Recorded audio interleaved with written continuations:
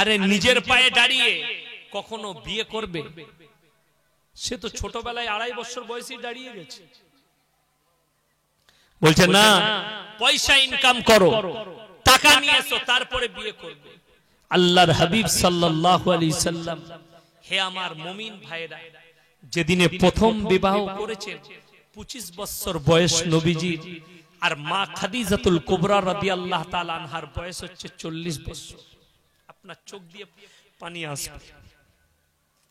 যারা মনে করছেন আমার ছেলে নিজের পায়ে দাঁড়াক তারপরে বিয়ে দেব, এই পাপগুলো যে মা বাবা করছেন তারা কঠিন বিপদে পড়বেন। তাদের ছেলেরা জিনা করলে, পাপ করলে সেই মা বাপ পাপের দায়ী হয়। তোমার সন্তানের দিকটা বুঝতে হবে যে আমার সন্তানের কতটা প্রয়োজন আছে বিয়ে। আমি যখন মাদ্রাসায় পড়ি না, আমার পড়তে পড়তে বিয়ে ঠিক হয়ে গেছে। তখন আমি উত্তরপ্রদেশ লখনৌ ইরফানিয়ায় পড়ি, মাদ্রাসা আলিয়া ইরফানিয়ায় কিরাত পড়ি। সেই বছরেই আমার মা বিয়ে ঠিক করে দিয়েছে। ফারেক হওয়ার পরে যখন কিরাত পড়তে গেলাম, মা বললে তোমার বিয়ে ঠিক করে ফেলছে। কোনো অসুবিধা নাই, করো। গেলাম। আমি যেদিনে মাদ্রাসায় এসে লেগেছি আমার বেতন ছিল মাত্র 2000। কত বললাম? 2000। আল্লাহর কসম, সেদিনেও যে বরকত পেয়েছে আজ ওই বরকতটাই আছে। কোনদিন কমি পাইনি, কোনদিন কমি হয়নি। কেন জানেন? ইখলাসের উপর। নবীজি সাল্লাল্লাহু আলাইহি সাল্লাম মালিকের উট নিয়ে যাচ্ছে, উটের উপরে খেজুর আছে, ইয়ামানের মার্কেটে যাচ্ছে খেজুর বিক্রি করতে। আল্লাহর হাবিব সাল্লাল্লাহু আলাইহি সাল্লাম দুটো কাফেলা যাচ্ছে, বড় বড় কাফেলা। একদিকে যে কাফেলাটা যাচ্ছে সেই কাফেলায় কমপক্ষে 50টা উটের উপরে মাল যাচ্ছে। একটাই মালকিনের, তার নাম হচ্ছে মা খাদিজাতুল কুবরা রাদিয়াল্লাহু তাআলা আনহা। জোরে বলুন সুবহানাল্লাহ। তিনি উটের উপরে বসে আছেন, তার সঙ্গে তার সেবিকা যাচ্ছে, 20 থেকে 25টা সেবিকা। কেউ চুল বেঁধে দেয়, কেউ আপনার কাপড়টা পরিয়ে দেয়, কেউ আপনার খাবার খাইয়ে দেয়, বিভিন্ন কাজে লিপ্ত আছে। কেউ পানি ঢেলে দেয় বালতি থেকে। মা খাদিজা আছেন উটের উপরে। আল্লাহর হাবিব সাল্লাল্লাহু আলাইহি সাল্লাম আর একদিকে, দুদিকে দুটো কাফিলা, আর একদিকের কাফিলাই যাচ্ছেন আল্লাহর হাবিব সাল্লাল্লাহু আলাইহি সাল্লাম নিজের মালিকের উটটা টেনে নিয়ে যাচ্ছেন। মা খাদিজার নজর পড়ে গেল নবীজি সাল্লাল্লাহু আলাইহি সাল্লামের চেহারা মুবারকের উপর। এত চমক দিয়েছিলেন আল্লাহ তাআলা, এত নূর দিয়েছিলেন নবীজির চেহারায়, এত নূর যে সেই চমকটাই যেন দেহেলি দিলে কাকে? মা খাদিজার হৃদয় যেন গলে গেল। কেন জানেন? মা খাদিজাতুল কুবরা রাদিয়াল্লাহু তাআলা আনহা অনেক দিন থেকে খোঁজ করছিলেন কার? আল্লাহর হাবিব সাল্লাল্লাহু আলাইহি সাল্লাম। মা খাদিজাতুল কুবরা রাদিয়াল্লাহু তাআলা আনহা একদিন স্বপ্ন দেখলেন আসমান থেকে চাঁদটা যেন ভেঙে আসছে, আর আমার কোলেতে পড়ল, আর 7টা টুকরো হয়ে বেরিয়ে গেল। এই স্বপ্ন দেখলেন কে? মা খাদিজাতুল কুবরা রাদিয়াল্লাহু তাআলা আনহা। এই স্বপ্ন দেখার পরে তিনি ছুটে গেলেন ফজরের পরে নিজের ভাইয়ের কাছে, চাচতো ভাইয়ের কাছে। হে আমার ভাই, তুমি স্বপ্নের ব্যাখ্যা করো। আমি তো আজকে আজীব ও গরীব স্বপ্ন দেখেছি যে চাঁদটা যেন আসমান থেকে ভেঙে আমার কোলে এলো, 7টা টুকরো হয়ে বেরিয়ে গেল। বলে, হে খাদিজা, তুমি হচ্ছ ভাগ্যবান, তুমি হচ্ছ একজন ভাগ্যবতী। বললে কেন? বলে এই পৃথিবীতে এমন একজন দূত আসবে, তিনি হবেন আখরি নবী, তার সঙ্গে তোমার বিবাহ বন্ধন হবে, কিন্তু 7টা সন্তান হবে, একটাও কিন্তু বেঁচে থাকবে না। জোরে বলুন সুবহানাল্লাহ। যখনই দেখেছেন আল্লাহর হাবিবকে, বলে আইনা মুহাম্মদ, আপনি কি মুহাম্মদ? আল্লাহর নবী বললেন, হ্যাঁ, আমি সেই ইতিম আমিনার বেটা আব্দুল্লাহর সন্তান, আমিনার পুত্র, আমি হচ্ছি সেই মুহাম্মদ। মা খাদিজাতুল কুবরা রাদিয়াল্লাহু তাআলা আনহা নবীজিকে প্রস্তাব দিয়ে ফেললেন, আমি তোমাকে বিবাহের প্রস্তাব দিচ্ছি। তার যে সেবিকারা ছিল তারা বললে, ছি ছি ছি ছি ছি, আপনি কাকে? একটা গোলামকে, যে লোকের কর্মচারী, তাকে আপনি প্রস্তাব দিচ্ছেন বিবাহে? মা খাদিজা বললে আল্লাহর কসম তোমরা এই ধরনের কথা বলো না, আমি যে মানুষটাকে বিবাহের প্রস্তাব দিয়েছি আমার আল্লাহ জানেন তিনি হচ্ছেন পৃথিবীর আদি থেকে অন্ত পর্যন্ত সৃষ্টির শ্রেষ্ঠ, ইনি হচ্ছেন হযরতে মুহাম্মদ মুস্তাফা। সকলে বলুন সাল্লাল্লাহু আলাইহি ওয়াসাল্লাম, জোরে বলুন সুবহানাল্লাহ। আমার নবী বিশ্ব নবীকে যেদিনে বিবাহ করলেন সেদিনে আল্লাহর নবীকে বললেন ইয়া রাসূলুল্লাহ ইয়া হাবিবাল্লাহ, হে আমার আল্লাহর নবী আমার কাছে যতগুলো সম্পদ আছে আমি আপনাকে দু হাত খুলে আপনাকে উরসে দিলাম, আপনি দুটো হাত খুলে ইসলামের জন্য আর নিজের জন্য যত পারবেন খরচ করুন। জোরে বলুন সুবহানাল্লাহ। নবীজির কাছে ইসলাম প্রচারের জন্য আল্লাহর তরফ থেকে মাল এলো। মা খাদিজাতুল কুবরা রাদিয়াল্লাহু তাআলা আনহাকে নিকাহ করার পরে সমস্ত মালগুলোকে উরসে দিলেন। রুজির মালিক সকলে বলুন কে? আল্লাহ। আর আপনি বলছেন আমার বেটার বিয়ে দিলে বেটা খাওয়াবে কি? তোমার আল্লাহর প্রতি বিশ্বাস নেই। যে আছে তার বিবি হোক, তার সন্তান হোক, তার জুড়ি হোক, যেই তার কাছে আছে তার রুজির দায়িত্ব কে নেয়? আমার আল্লাহ। রুজি কে মাপেন? সকলে বলুন আল্লাহ। আল্লাহর কসম আপনি দস্তরখানে বসবেন, প্লেটে খাবার থাকবে, আপনার রুজি আল্লাহ মাপবেন। ঠিক বলছি না ভুল বলছি? আপনার যদি পাতলা পায়খানা হয় আর আপনার সামনে যদি দামি খাসির বিরিয়ানি নামা হয়, দামি চালের বিরিয়ানি, আপনি খাবেন? বার করে সরাবে, এটা খাবেন। কারোর যদি শরীর অসুস্থ হয়, ধরে কেউ কি যদি পানির পিপাসা লাগে, প্রচন্ড তেষ্টা লেগেছে, তাকে যদি বলেন দাদা থামস আপ দিই এক গ্লাস, না চলবে না, পানি নিয়ে। যদি বলে দাদা ডাবের জল, সরা না, পানি আনতে বলছি। পৃথিবীর যতগুলো কোল্ড ড্রিঙ্কস আছে সব দিলেও লাফ মেরে ছুড়ে দিবে, তার পানিরই প্রয়োজন। যদি তোমার রুচি না মাপে, আল্লাহর কসম দস্তরখানে খানা নামানো থাকবে, তুমি খেতে পাবে না। এটাই হচ্ছে আল্লাহর তরফ থেকে রুজি। রুজি আমি আল্লাহ মাপি, পৃথিবীর মানুষ রুজি মাপে না। তুমি যে তোমার সন্তানকে ইনকাম করে খাওয়াও, তুমি বাহানা, আমি আল্লাহ রুজি।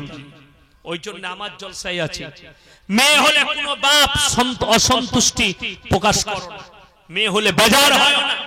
অনেক মায়েরা আছে, শাশুড়িরা আছে, বৌমায়ের যদি বিটি হয়, অনেক শাশুড়িরা বলে আমার বৌমা কুলচ্ছনে বিটি হয়েছে, বেটা হয়নি।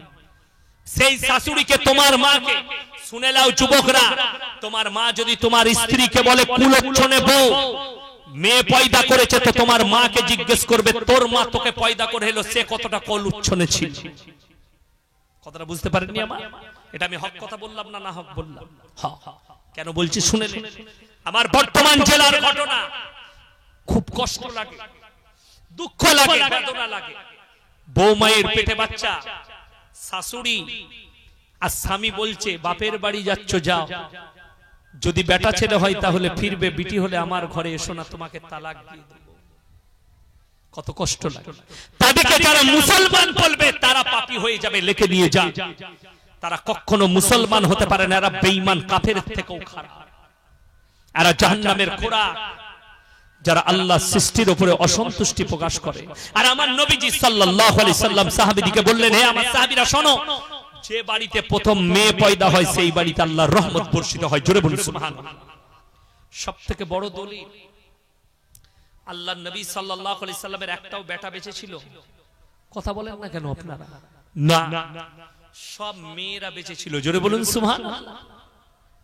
মেয়েরা, বরকতপূর্ণ মেয়েরা বেঁচে ছিল। জানেন, আপনার মেয়ে হলে মেয়েটাকে পর্দা নসিবা করো, তাকে সৎ করো, তাকে পরেজগার মুত্তাকি করো, তুমি ওই বিটির বাদৌলতে জান্নাত পাবে। কেন জানেন? মা ফাতেমাতুজ জাহরা রাদিয়াল্লাহু তাআলা আনহা, আমার মায়েরা ভালো করে শুনবেন, আল্লাহর হাবিব সাল্লাল্লাহু আলাইহি সাল্লামের লাডলা বিটি হাসান হোসেনের আম্মা জান হযরত আলীর বিবি যখন মৃত্যুর শয্যায় আলীকে ডেকে বললেন, হে আলী, আমি যদি তোমার পূর্বে মারা যাই তুমি আমার দাফন কাফন রাতের অন্ধকারে করবে। বললে কেন? বললে আল্লাহর কসম করে বলছি, আজকে দিন পর্যন্ত আমি আমার চোখের দ্বারা কোন পর পুরুষকে স্পর্শ করিনি। আজকে দিন পর্যন্ত কোন পর পুরুষে আমাকে তো দূরের কথা আমার কাপড়ের একটা সুতো পর্যন্ত দেখতে পাই। ওই জন্য আমার ভাই একটা কথা মাথায় রাখবেন, আপনি আপনার সন্তানকে সুশিক্ষা দেন, আপনার মেয়েকে পর্দা নসিবা করুন। আপনার মেয়ের বয়স উপযুক্ত হলে বিবাহ দেন। আপনার সন্তানের বয়স উপযুক্ত হলে বিবাহ দেন। বিয়ের পরেও পড়া যায়, যাই না যাই? বিয়ের পরে আপনার মেয়ে তার স্বামী চাইলে, তার শ্বশুর ঘরের লোক চাইলে সে কলেজে পড়বে, সে স্কুলে পড়বে, এতেরাজ নাই। তার তোমার ছেলের বিয়ে দিয়ে দাও, বিয়ের পরে সে কলেজে পড়বে। যদি বলেন বিয়ের পরে পড়া হবে না, তোমার জানা নেই। আমার আব্বাজি পশ্চিম বাংলার এমনই একজন আলেম যিনি বিয়ের পরে পড়াশোনা করে মৌলবি হয়েছে। বিয়ের পরে আমার আব্বাজি উস্তাদ 24 পরগনায় আছে। আমার আব্বাজির উস্তাদ 24 পরগনায় প্রথম জীবনের উস্তাদ। তিনি বেঁচে আছেন নাকি জানি না, হযরত মোল্লা মুসলিম সাহেব আব্বাজানের উস্তাদ। বড় কষ্ট লাগে, আমাদের সমাজের লোক বুঝে না। কত আলেম বিয়ের পরে আলেম হয়ে আসছে, কত ছেলে বিয়ের পরে কলেজ ইউনিভার্সিটিতে পড়াশোনা করছে। বিয়ে হচ্ছে অর্ধেক ঈমান। কি বললাম? অর্ধেক ঈমান। চোখের জিনা থেকে বাঁচবে, অন্তরের জিনা থেকে বাঁচবে, হাতের জিনা থেকে বাঁচবে, জবানের জিনা থেকে বাঁচবে, শারীরিক জিনা থেকে বাঁচবে। শয়তান দাঁড়িয়ে আছে মুহূর্তের মধ্যে। আর পুরুষ থেকে বলবো, যুবক থেকে বলবো, নিজেদের ঈমানকে মজবুত করুন। বদকার নারীর কাছ থেকে নিজের চোখকে সরিয়ে রাখুন। কিন্তু বড় কষ্ট লাগে, আপনি আপনার ছেলেকে বলছেন উপযুক্ত হও, সেই ছেলেটা যখন কলেজে পড়তে যাবে সেই কলেজের মেয়েরা তাকে উপযুক্ত থাকতে দিবে না, সেই কলেজের মেয়েরা তাকে পবিত্র থাকতে দিবে না।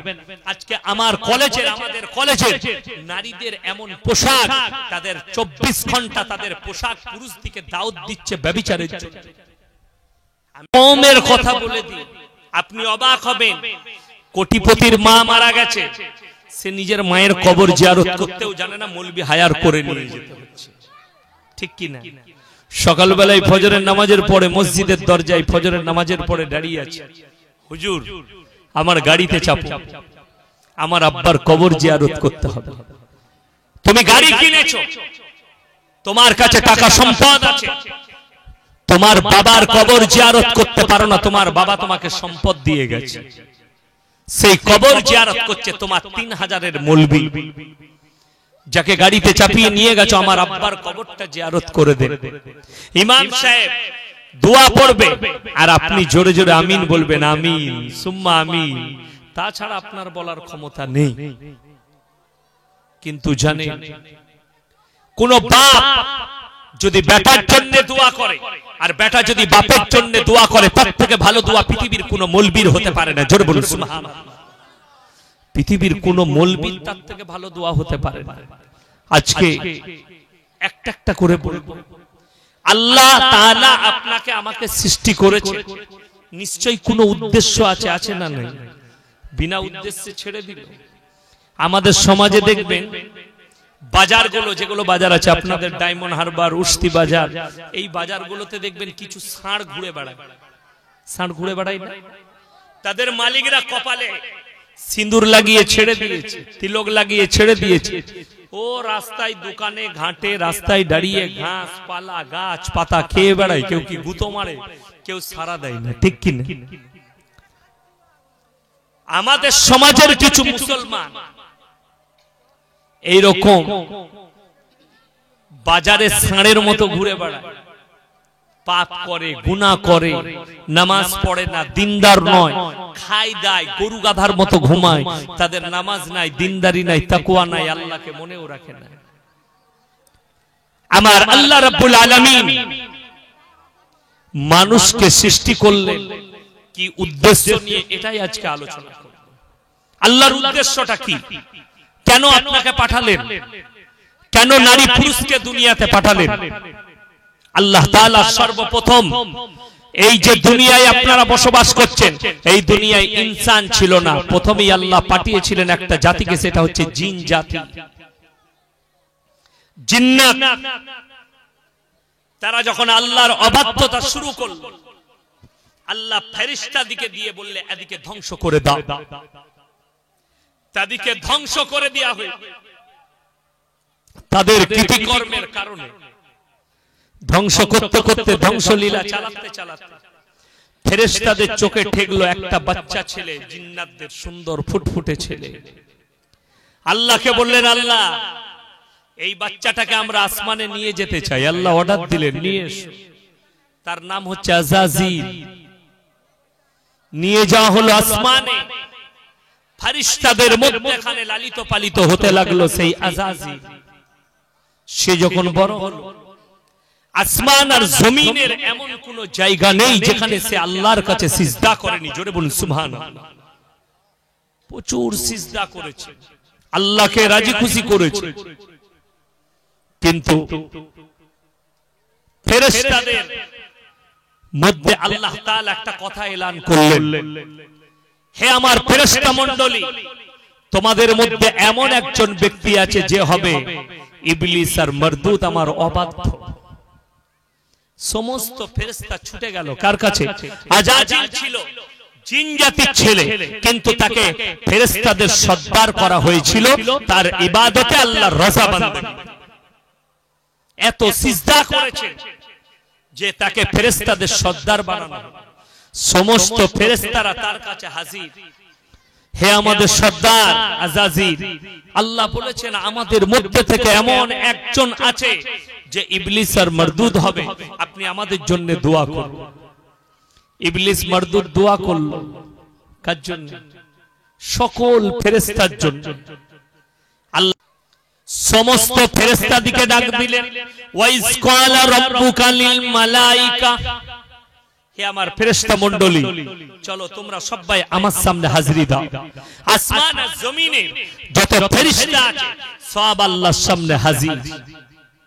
আমার আল্লাহ বললেন, ওয়াইজ ক্বালা রাব্বুকা লিল মালাইকাতি, হে আমার ফেরেশতা মণ্ডলী, আমি একটা প্ল্যানে এস্টিমেট নিয়েছি, ইন্নী জাইলুন ফিল আরদি খলিফা, আমি এই পৃথিবীতে আমার প্রতিনিধি পাঠাতে চাই। জোরে বলুন সুবহানাল্লাহ। খলিফার বাংলা অর্থ হচ্ছে প্রতিনিধি, আর প্রতিনিধির অর্থ হচ্ছে কথা বহনকারী। কথা বহনকারী প্রতিনিধি। আপনি যে কোনো মন্ত্রী, আপনি প্রতিনিধি পাবেন। রাজ্য সরকারের কাছে কেন্দ্র সরকার প্রতিনিধি পাঠায়, কেন্দ্র সরকারের কাছে রাজ্য সরকার প্রতিনিধি পাঠায়। আমার কথাগুলো আমি এই কথা বললাম, এগুলো বলে দিয়েছি, এগুলো পৌঁছে দাও। পার্লামেন্টে গিয়ে আমার প্রতিনিধি হিসাবে কথা বলতে যাচ্ছে, ওইটাকে প্রতিনিধি বলা হয়, কথা পৌঁছানোওয়ালা। আমার আল্লাহ এলান করলেন, আমি আমার খলিফা, আমার প্রতিনিধি পাঠাতে চাই। তারা গিয়ে দুনিয়াতে আল্লাহর প্রচার করবে। জোরে বলুন সুবহানাল্লাহ। আল্লাহ আপনাকে সৃষ্টি করেছেন শুধুমাত্র আল্লাহর প্রচারের জন্য। আমার প্রচার করবে, দুনিয়াতে জীবন যাপন করবে, বিবি বাল বাচ্চা নিয়ামত দেব, সব উপভোগ করো, আর আমার প্রচার করবে। ফেরেশতারা অবজেকশন দিলে কাকে? মানুষের ব্যাপারে আল্লাহর কাছে অবজেকশন ঠুকে দিলে, ক্বালু আতাজালু ফিহা মান ইফসিদু ফিহা ওয়া ইয়াসফিকুদ দিমা ওয়া নাহনু নুসাব্বিহু বিহামদিকা ওয়া নুকাদ্দিসু লাক। ওগো আল্লাহ, আপনি এমন একটা জাতিকে সৃষ্টি করছেন যারা দুনিয়াতে মারামারি, কাটাকাটি, হানাহানি, অন্যায়, অত্যাচার, অবিচার করবে। আল্লাহর কাছে অবজেকশন ঠুকে দিল। আমার আল্লাহ উত্তর দিলেন ফেরেশতাদিকে, হে আমার ফেরেশতা মণ্ডলী, ক্বালা ইন্নী আলামু মা লা তা'লাম, আমি যা জানি তা তোমরা জানো না, চুপ করে যাও। আল্লাহর ফেরেশতা মণ্ডলী মুখেতে জবানে কুলুপ এঁটে দিলেন, আমার আমি যা জানি তা তোমরা জানো না। আপনারা বলুন, ফেরেশতারা যে অবজেকশন করেছে এটা মিথ্যা না সত্য? বাবা সত্য। পৃথিবীতে এখন মানুষ কি করছে? মারামারি, কাটাকাটি, হানাহানি, অন্যায়, অত্যাচার, অবিচার। আজকে যারা শিক্ষার কথা বলে, এডুকেশনের কথা বলে, পৃথিবীর যে নেতারা পরমাণু নিয়ে খেলা করতে চাইছে, তারা কি অশিক্ষিত? আমি শিক্ষিতদের কাছে জানতে চাই, পৃথিবীতে যারা পরমাণু বোমা তৈরি করেছে তারা কি শিক্ষিত? শোনো, ভারতের মিসাইল ম্যান বলা হয় APJ Abul Kalam. Missile man কেন? তিনি পরমাণু তৈরি করেছেন, পরমাণু বৈজ্ঞানিক ছিলেন। পরমাণু বোমার দ্বারা মানুষের লাভ হবে না ক্ষতি হবে? কথা বলেন না কেন? ক্ষতি হবে। একটা পরমাণু বোমা যদি কলকাতার বুকে মারা হয়, 2-24 পরগনা সহ কলকাতা ধুলিস্যাৎ হয়ে যাবে। একটা পরমাণু।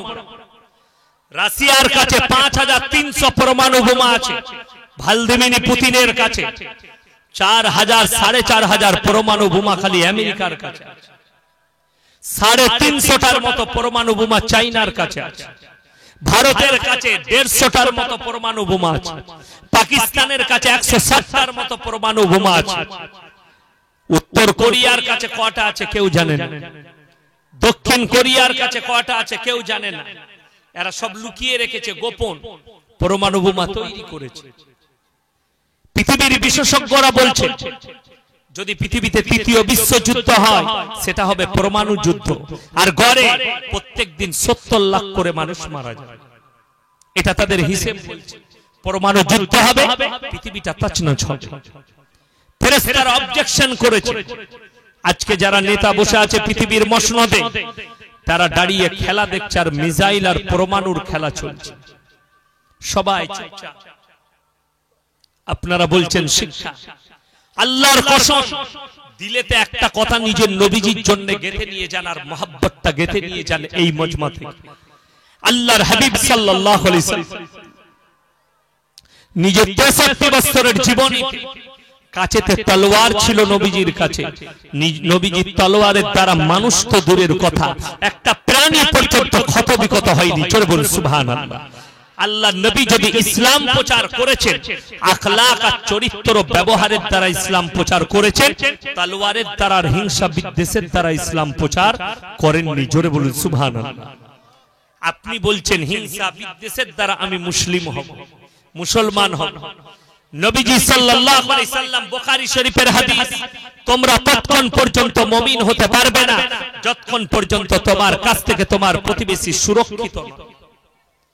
আপনার বাড়ির পাশের লোককে সুরক্ষা পেতে হবে আপনার কাছ থেকে। আপনার বাবা মা, আপনার আত্মীয় স্বজন, আপনার ভাই বোন, আপনার প্রতিবেশী, সকলকে সুরক্ষা দিতে হবে, তবে আপনি মুমিন হতে পারবেন। এটা নবীজি সাল্লাল্লাহু আলাইহি সাল্লাম বুখারী শরীফের রওয়ায়েতে বর্ণনা করলেন। আমার ভাই, আজকে যারা বিশ্বের মানুষ, যারা শান্তির বার্তা দেয় তারাই হচ্ছে অশান্তির জড়। যারা শান্তির কথা বলে তারাই পরমাণু নিয়ে খেলা করতে চায়। যারা মুসলিম দিকে সন্ত্রাসবাদ বলে তারাই গোটা পৃথিবীকে খেলতে চাইছে নিয়ে, পরমাণু আর আগুনের দ্বারা খেলতে চাইছে। তারা শান্তির কথা বলে। আল্লাহর কসম, পৃথিবীতে যদি একজনই শান্তির দূত এসেছেন তিনি হচ্ছেন হযরতে মুহাম্মদ মুস্তাফা, সকলে বলুন সাল্লাল্লাহু আলাইহি ওয়াসাল্লাম। তিনি একমাত্র শান্তির বার্তা দিতে এসেছিলেন পৃথিবীর বুকে। এতটুকু নিজের জীবন দশায় কেউ কি কষ্ট দেয়নি? জোরে বলুন সুবহানাল্লাহ। নবীজি সাহাবীদের উপরে অত্যাচারের বুলডোজার চলেছে, আপনারা অনুভব করতে পারবেন না, চোখ দিয়ে পানি আসবে। এক একটা সাহাবীর অত্যাচার শুনলে আপনার চোখ দিয়ে দরদর করে পানি পড়বে। তারপরেও নবীজি যেদিনে মক্কা বিজয় করেছে বুক ফুলিয়ে বলেছেন, আমি আল্লাহর হাবিব, আমি দয়া করতে জানি, মায়া করতে জানি, ক্ষমা করতে জানি, বদলা নিতে জানি না। জোরে বলুন সুবহানাল্লাহ। নবীজি বদলার দিকটাই সাহাবীদেরকে পড়ায়নি, নবীজি সব সময় ক্ষমার দিকটা পড়িয়েছে। ক্ষমা করে দাও। আল্লাহর নবী সাল্লাল্লাহু আলাইহি সাল্লামের সাহাবীদের উপরে দরজাটা শুনেলেন। হযরতে সাইয়্যিদানা বেলাল হাবশী রাদিয়াল্লাহু তাআলা আনহু চারটা হাত পা বেঁধে কোমরের তলায় আগুন ধরিয়ে দিয়েছে। আগুনের দ্বারা কোমরের রক্ত মাংস চর্বিগুলো গলে গলে আগুনের উপরে পড়ে আগুন নিভিয়েছে।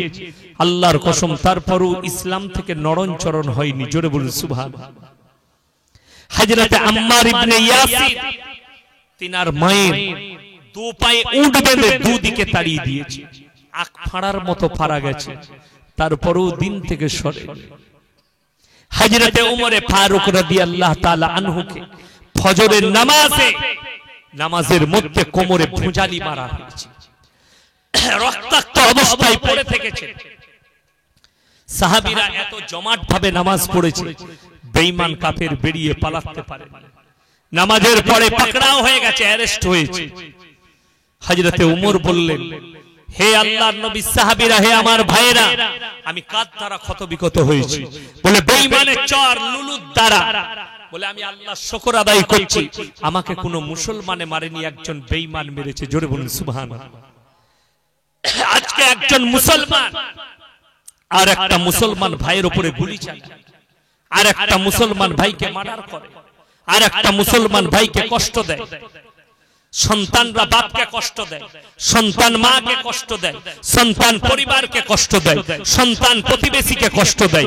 আপনি মুসলমান, আপনার পরিবার, আপনার প্রতিবেশী, আপনার ভাই, আপনার বোন, আপনার আত্মীয় স্বজন সকলকে আপনি কষ্ট দেন, আর আপনি নিজেকে মুমিন বলে দাবি করেন। এর থেকে বড় অন্যায় কিছু হতে পারে না। আমার আল্লাহ রাব্বুল আলামিন ফেরেশতাদেরকে চুপ করিয়েছে। ক্বালা ইন্নী আ'লামু মা লা তা'লামুন, আমি যা জানি তোমরা তা জানো না, চুপ করে যাও। তাদের মুখে কুলু পেটে গেছে। ক্বালা ইন্নী আ'লামু মা লা তা'লামুন, ক্বালা ইয়া আদামু আম্বিহুম বিআসমাইহিম, ফালাম্মা আম্বাহুম বিআসমাইহিম ক্বালা আলাম আকুল লাকুম ইন্নী আ'লামু গায়বাস সামাওয়াতি ওয়াল আরদ ওয়া আ'লামু মা তুবদুনা ওয়া মা কুনতুম তাকতুমুন। আমার আল্লাহ রাব্বুল আলামিন বললেন, হে আমার ফেরেশতা মণ্ডলী শোনো, আমি আমার হাতের দ্বারা আদমকে সৃষ্টি করেছি। একদিকে আদমকে দাঁড় করানো হলো, হযরতে আদম আলাইহিস সালাতু ওয়াস সালামকে, আর একদিকে ফেরেশতা। দুনিয়ার যতগুলো মাল দেখছেন, খাবার দাবার, আলু পেঁয়াজ আদা রসুন, শাক সবজি, ফল ফ্রুট, যা কিছু দেখতে পাচ্ছেন আল্লাহ সব নামিয়ে দিলেন। আর ফেরেশতাদেরকে বললেন, এই মালগুলোর নাম বলো। আল্লাহকে বললেন, আল্লাহ তুমি যা জানো আমরা তা জানি না। আল্লাহ বলে চুপ করো। এরপর হযরত আদম আলাইহিস সালাতু ওয়াস সালামকে আমার আল্লাহ কুদরতে শিক্ষা দিলেন, তার ব্রেনে ভরে দিলেন, আর বললেন, হে আমার আদম এই মালের নামগুলো বলে যাও। হযরত আদম আলাইহিস সালাতু ওয়াস সালাম এক দিক থেকে বলতে শুরু করলেন, আল্লাহ এটা আদা, এটা রসুন, এটা পেঁয়াজ, এটা আলু, এটা ফুলকপি, এটা বাঁধাকপি, এটা পালং শাক, এটা ভেন্ডি, এটা পটল, এটা উচ্ছে, এটা আপনার আপেল, এটা বেদানা, এটা আখরোট, এটা মুনাক্কা, এটা কাজু, এটা কিশমিশ, এটা পেস্তা, এটা বাদাম। জোরে বলুন সুবহানাল্লাহ। প্রত্যেকটা মালের নাম হযরত আদম আলাইহিস সালাতু ওয়াস সালাম বললেন, আর ফেরেশতারা আল্লাহর কাছে মাথা নত করলেন, ওগো আল্লাহ তুমি যা জানো তা আমরা জানি না, অবশ্যই তুমি হচ্ছ পৃথিবীর সবথেকে বড় জ্ঞানী। ফেরেশতারা মাথা নত করলেন। এরপরে আল্লাহ বললেন, ও ক্বালা ইয়া আদামু আম্বিহুম বিআসমাইহিম ওয়া ইয ক্বালা রাব্বুকা লিল মালাইকাতি ইসজুদু লিআদম। হে আমার ফেরেশতা মণ্ডলী রেডি হও, আমার আদমকে তোমরা সিজদা করো। সবাই সিজদায় পড়ে গেল, ইল্লা ইবলিস, ইবলিস ব্যতীত সবাই সিজদায় গেছে। ফেরেশতারা যখন উঠেছে, উঠা মাত্র দেখতে পেল আল্লাহ তাআলা আজাজিলকে, ইবলিস মারদুদকে জাহান্নামে লানত পরিয়ে দিয়েছে। আল্লাহ বলেন, বেরিয়ে যাও আমার জান্নাত থেকে, তোমার আর জান্নাতে স্থান নেই। আল্লাহকে বললেন, আল্লাহ এই আদমের জন্য আমি আজকে জাহান্নামী, অভিশপ্ত, জান্নাত থেকে বিতাড়িত, আমাকে এমন একটা শক্তি দাও আমি যেন আদম সন্তানের রক্তে সিরাই সিরাই ঢুকে ঘুরতে পারি, আর যেন ধোঁকা দিতে পারি। আল্লাহ বললেন, দিলাম, আর কি চাস বল? বলে হাতিয়ার চাই। আর কি চাস বল? আল্লাহর কাছে হাতিয়ার চেয়েছে। বললে হাতিয়ার কি কি হাতিয়ার নিবি? হাতিয়ারটা বলছি। আল্লাহকে বললেন, আল্লাহ আমার আর একটা দোয়া আমাকে দিতে হবে, আর একটা জিনিস। বলে কি? আমি জানো আদম সন্তানের রূপ ধারণ করে তাদেরকে ধোঁকা দিতে পারি।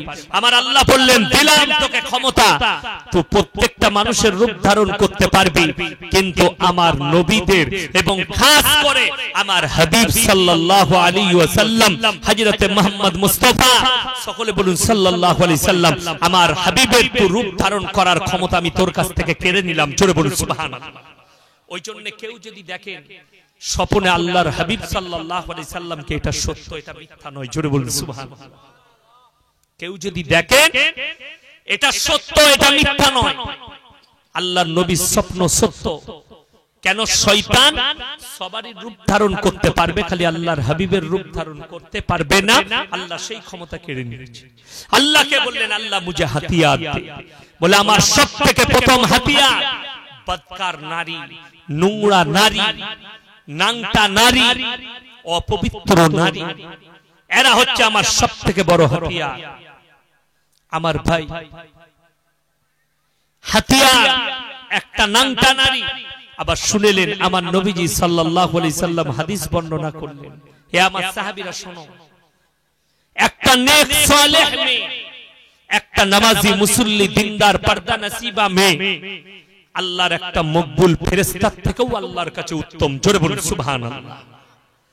একটা মকবুল ফেরেশতার থেকেও আল্লাহর কাছে উত্তম ওই নারীটা যে পর্দা নসিবা হবে, যে নেক হবে, সালেহ হবে, নামাজি দিনদার পরেজগার মুত্তাকি হবে, ওই মেয়েটা একটা মকবুল ফেরেশতার থেকেও আল্লাহর কাছে উত্তম। আমার ভাই, আল্লাহ তাআলা নারীকে সৃষ্টি করেছেন, নারীকে সৃষ্টি করে আল্লাহ ছেড়ে দেন, ওয়াদরিব খুমুরিহিন্না আলা জুনুবিহিন, হে নারী তুমি পর্দা নির্ধারিত করো। শয়তানের হাতিয়ার এই জন্য দেখবেন, শয়তানের যতগুলো হাতিয়ার আমি বলবো প্রত্যেকটাই কিন্তু আকর্ষণীয়, প্রত্যেকটাই কি বললাম আকর্ষণীয়, আকর্ষণ পাবে। একটা মেয়ে নোংরা ড্রেস পরে গেলে কিংবা মোবাইলে যখন আপনি একটা নোংরা মেয়েকে দেখবেন আপনার তার প্রতি আকর্ষণ জাগে, জাগে না জাগে? এটা যুবকরা জানে, এটা তোমার দোষ নেই, তোমার নফসের দোষ।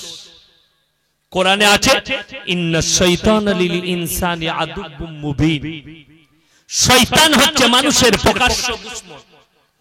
আর নির্জনটা এত খারাপ জায়গা, সেখানে নারী পুরুষ যদি নির্জনে এক কাছে হয় সেখানে তৃতীয় নম্বর এন্ট্রি মেরে দেয়, তার নাম হচ্ছে শয়তান।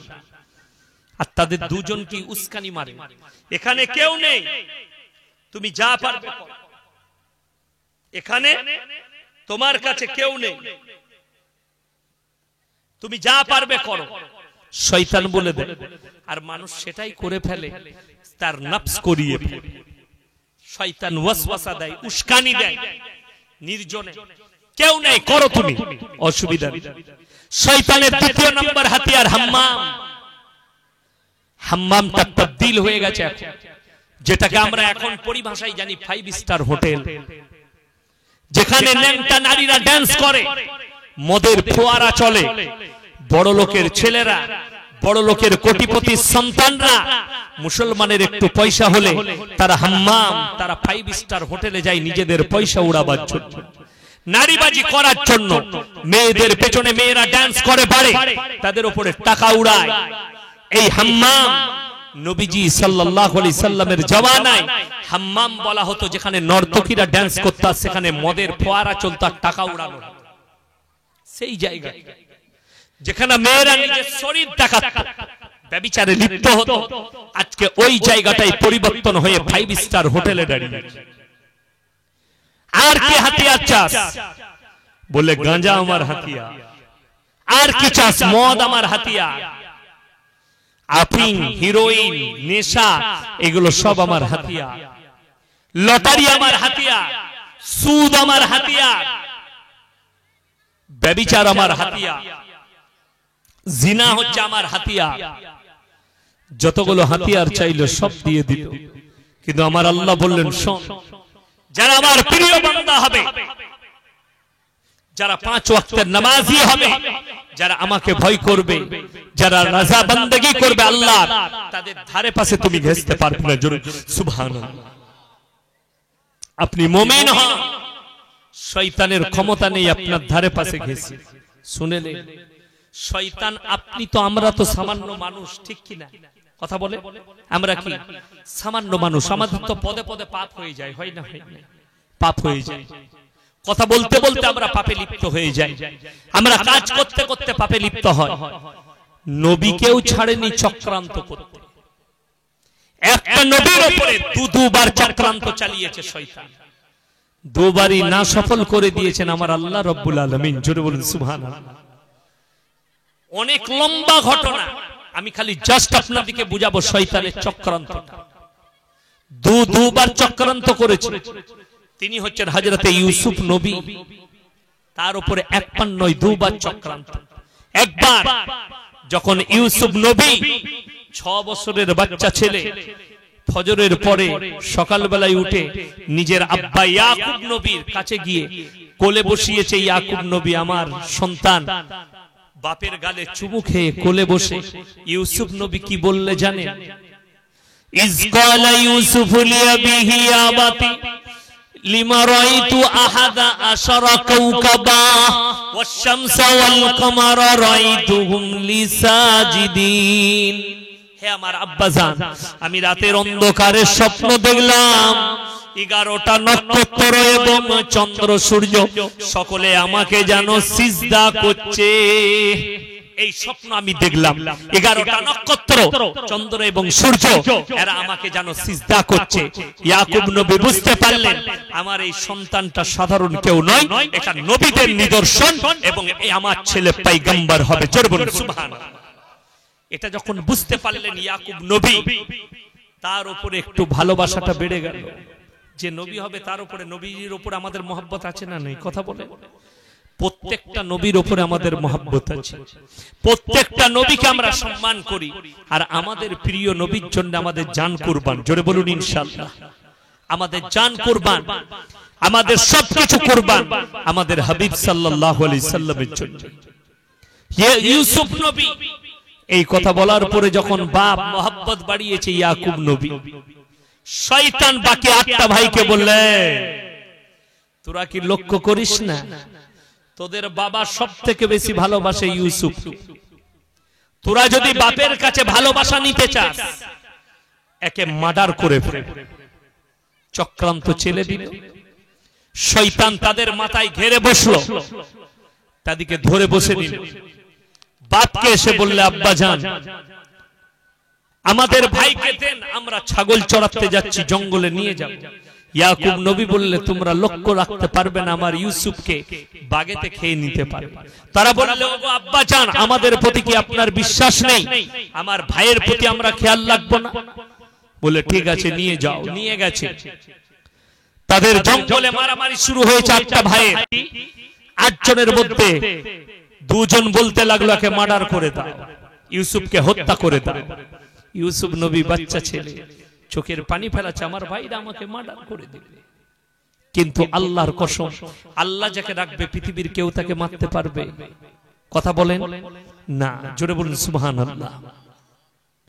ইউসুফ নবী জঙ্গলের মধ্যে ভোটাভুটি শুরু হলো।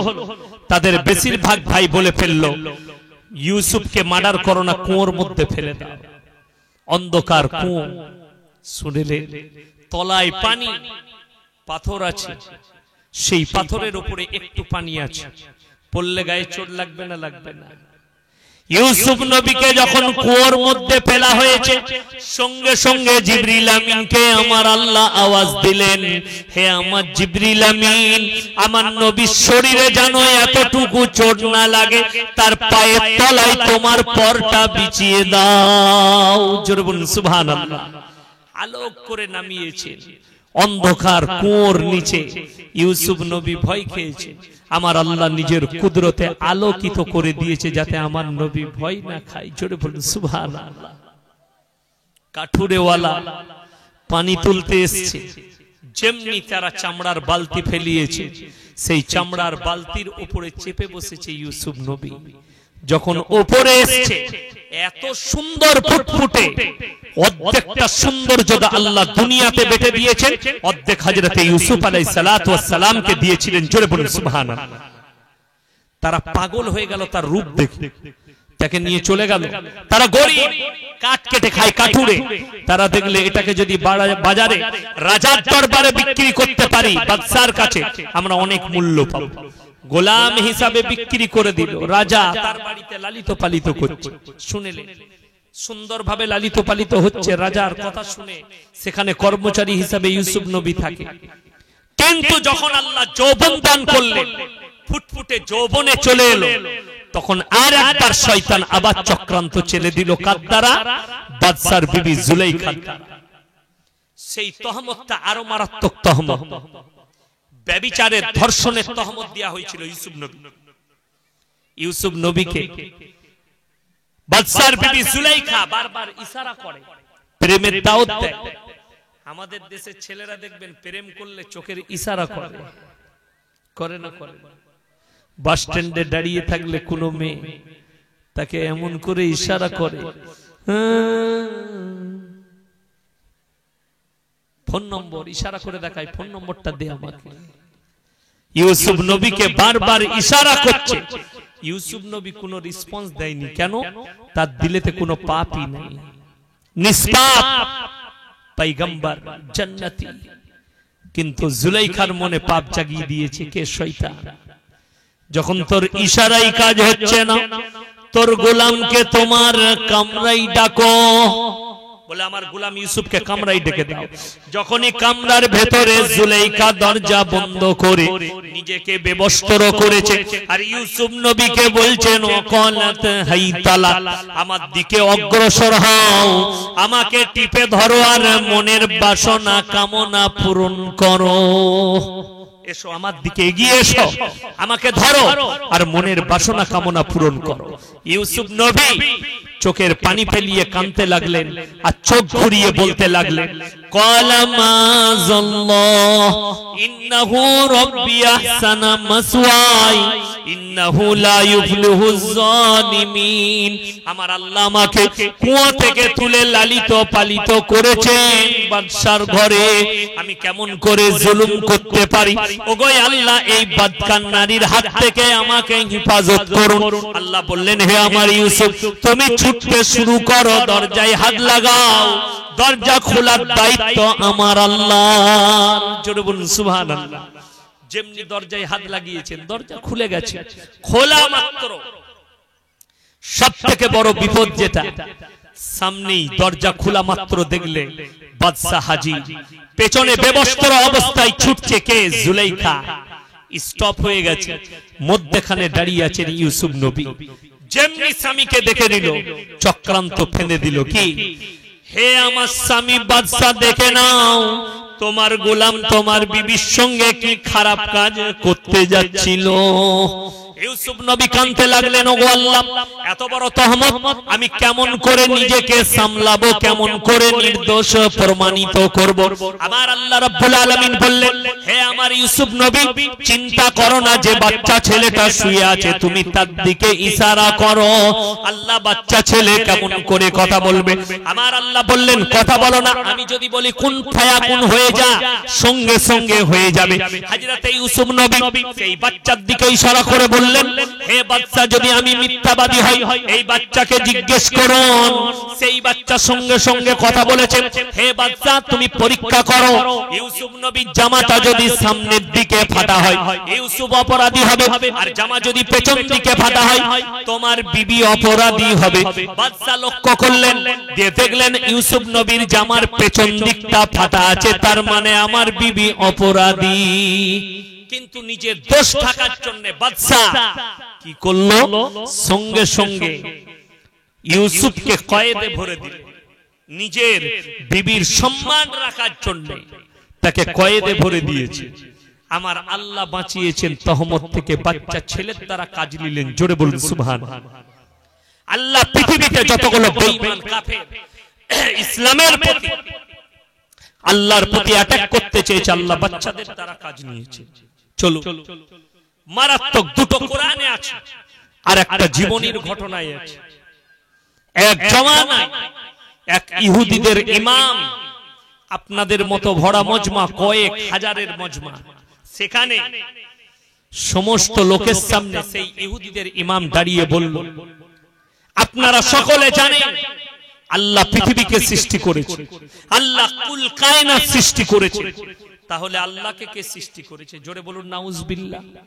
সবাই বলুন নাউজুবিল্লাহ। এই প্রশ্ন যার মনে জাগবে 100 বার ইস্তেগফার পড়ে নেবেন। আমার সাথে একবার সবাই বলুন, আস্তাগফিরুল্লাহাল্লাযী লা ইলাহা ইল্লা হুয়াল হাইয়ুল কাইয়্যুম ওয়া আতুবু ইলাইহি। ইহুদিদের ইমাম প্রশ্ন ছুড়েছে, উত্তর কিন্তু তাকে পেতে হবে, হবে না? হবে না। প্রশ্ন করে দিয়েছে, এতগুলো ভরা মজমায় উত্তর কে দেবে?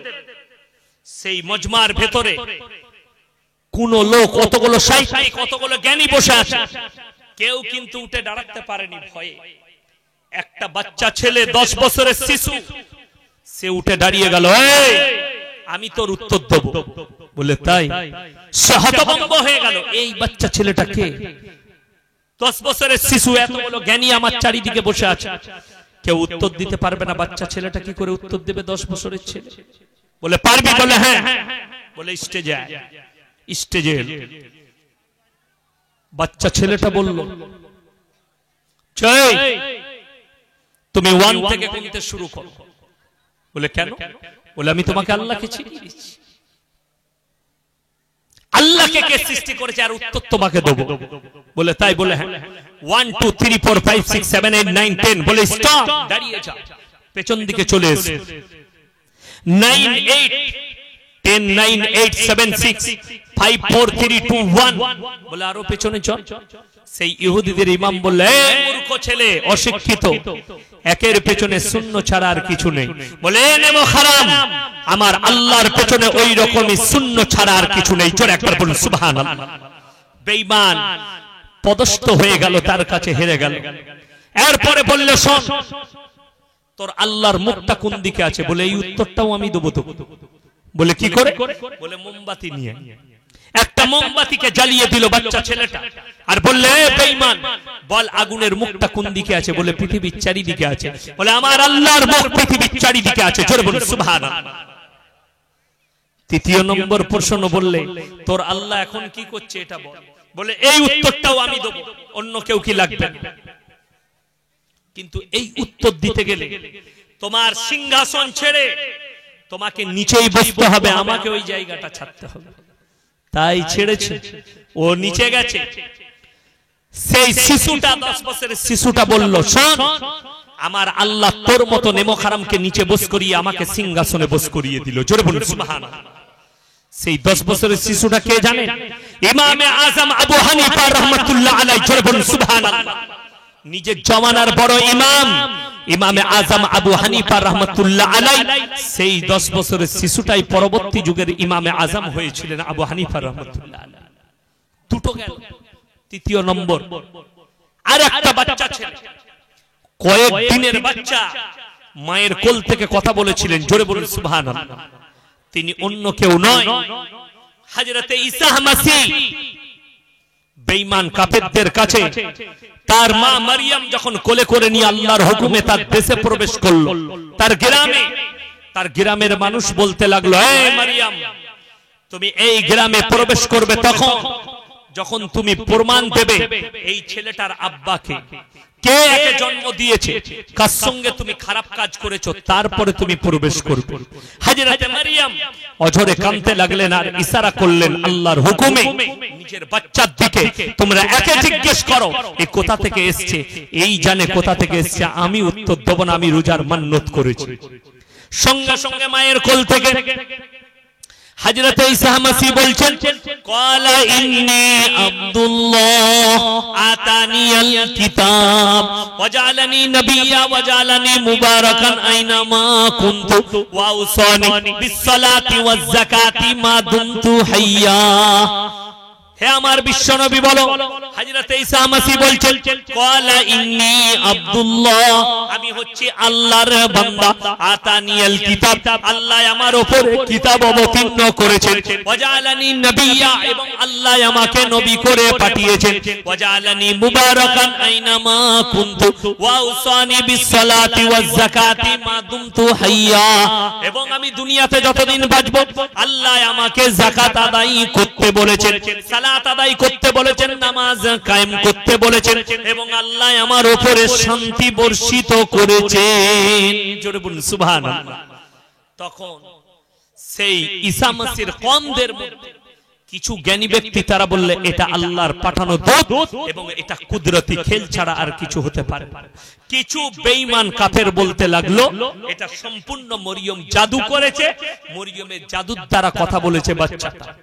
কিন্তু পণ্ডিতরা বলল সেই ছেলেটা যে ভাষা উচ্চারণ করেছে এটা পৃথিবীর মানুষের অজানা কথা উচ্চারণ করেছে, এ ভাষা মানুষ জীবনে শুনেনি। জোরে বলুন সুবহানাল্লাহ।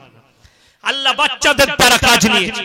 আল্লাহর কসম, বুকের ওপরে লাকির খিচে নিয়ে চলে যান, হৃদয়ে গেঁথে নেন, পৃথিবীর সব শক্তি যদি একদিকে দাঁড়িয়ে যায়, পৃথিবীর বেঈমান কাফেরের দল যদি একদিকে দাঁড়িয়ে যায় আর আল্লাহর কোরআনকে মিটাতে চায়, আমার আল্লাহ ওয়াদা করেছেন ফালান তাজিদা লিসুন্নাতিল্লাহি তাবদীলা, কিয়ামত পর্যন্ত আমার কোরআনে একটা জের জবরকে মিটাবার ক্ষমতা পৃথিবীর কোনো শক্তির নেই। জোরে বলুন সুবহানাল্লাহ।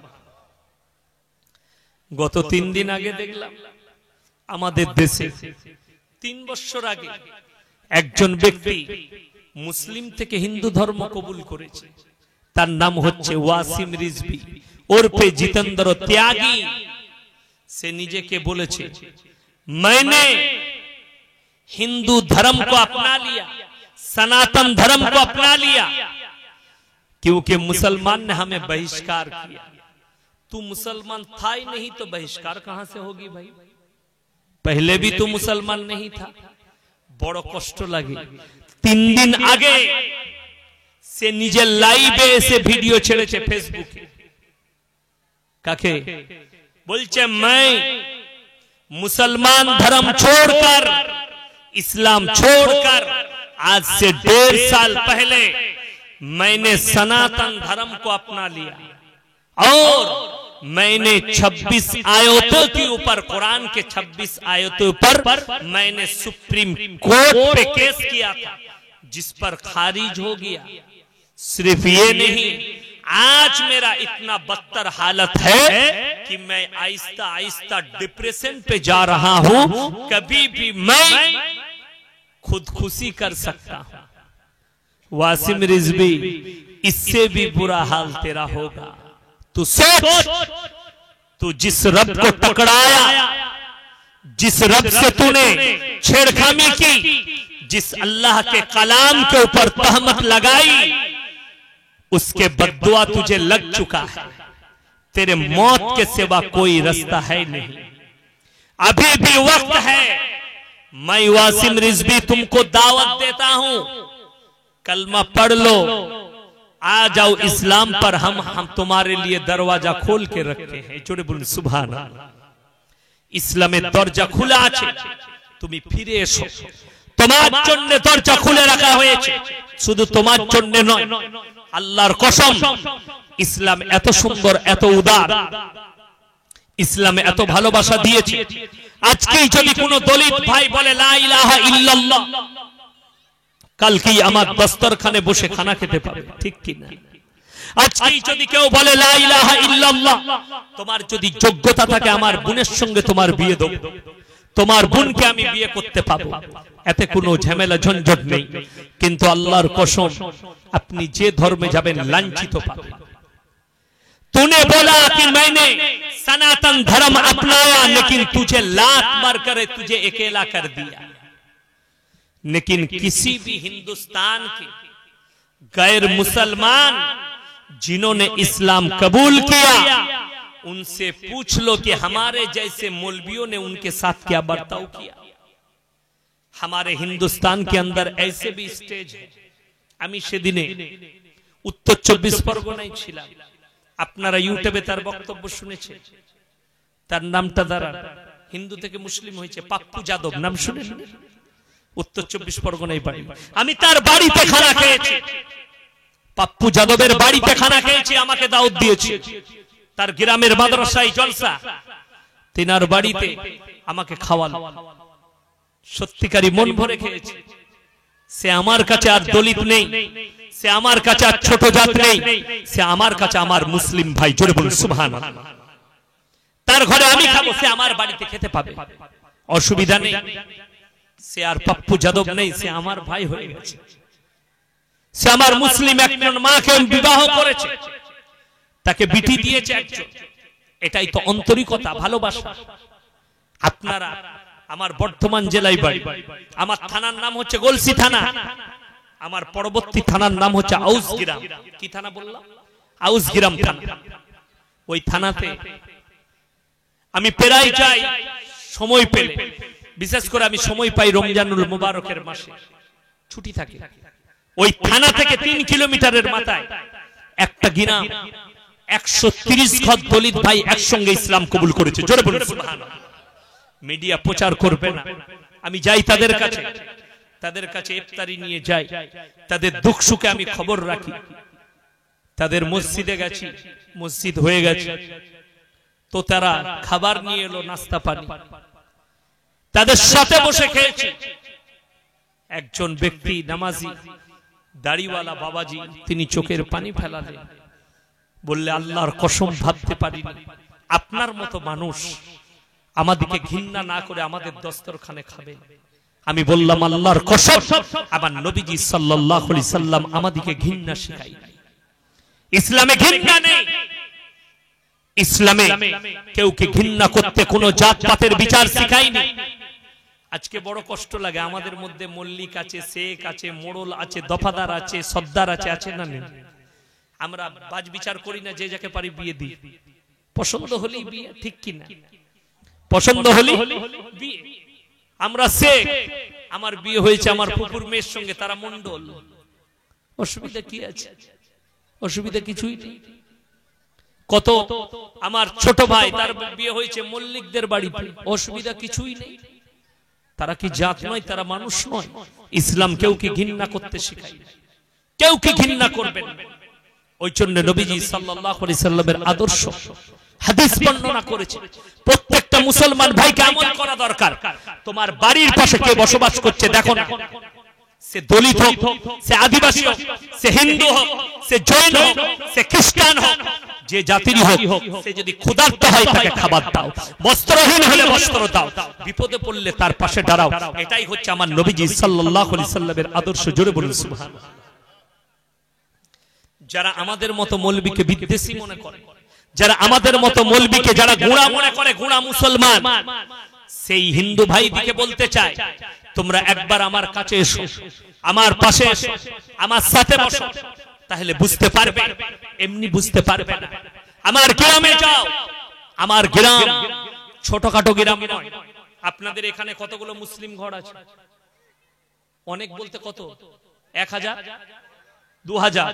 আমার বাড়ি, আমার গ্রামে 4500 আছে। কত বললাম? কত? 4500। 4টা বাস স্টপেজ আছে। কলকাতা থেকে যখনই আপনি কোন এক্সপ্রেসে চাপবেন, হাইওয়ে রোডের উপরে, দিল্লি রোডের উপরে আমার বাড়ি।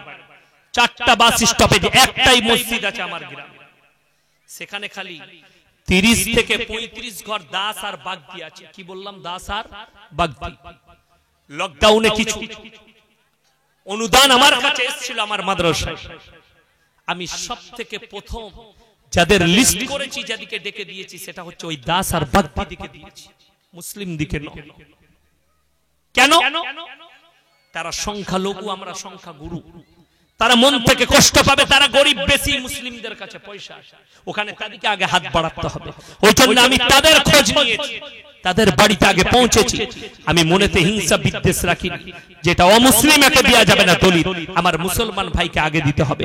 আমি দেখেছি গরিব তার কাছে আগে পৌঁছা। ওই জন্য আমরা মনেতে হিংসা বিদ্বেষ রাখি না।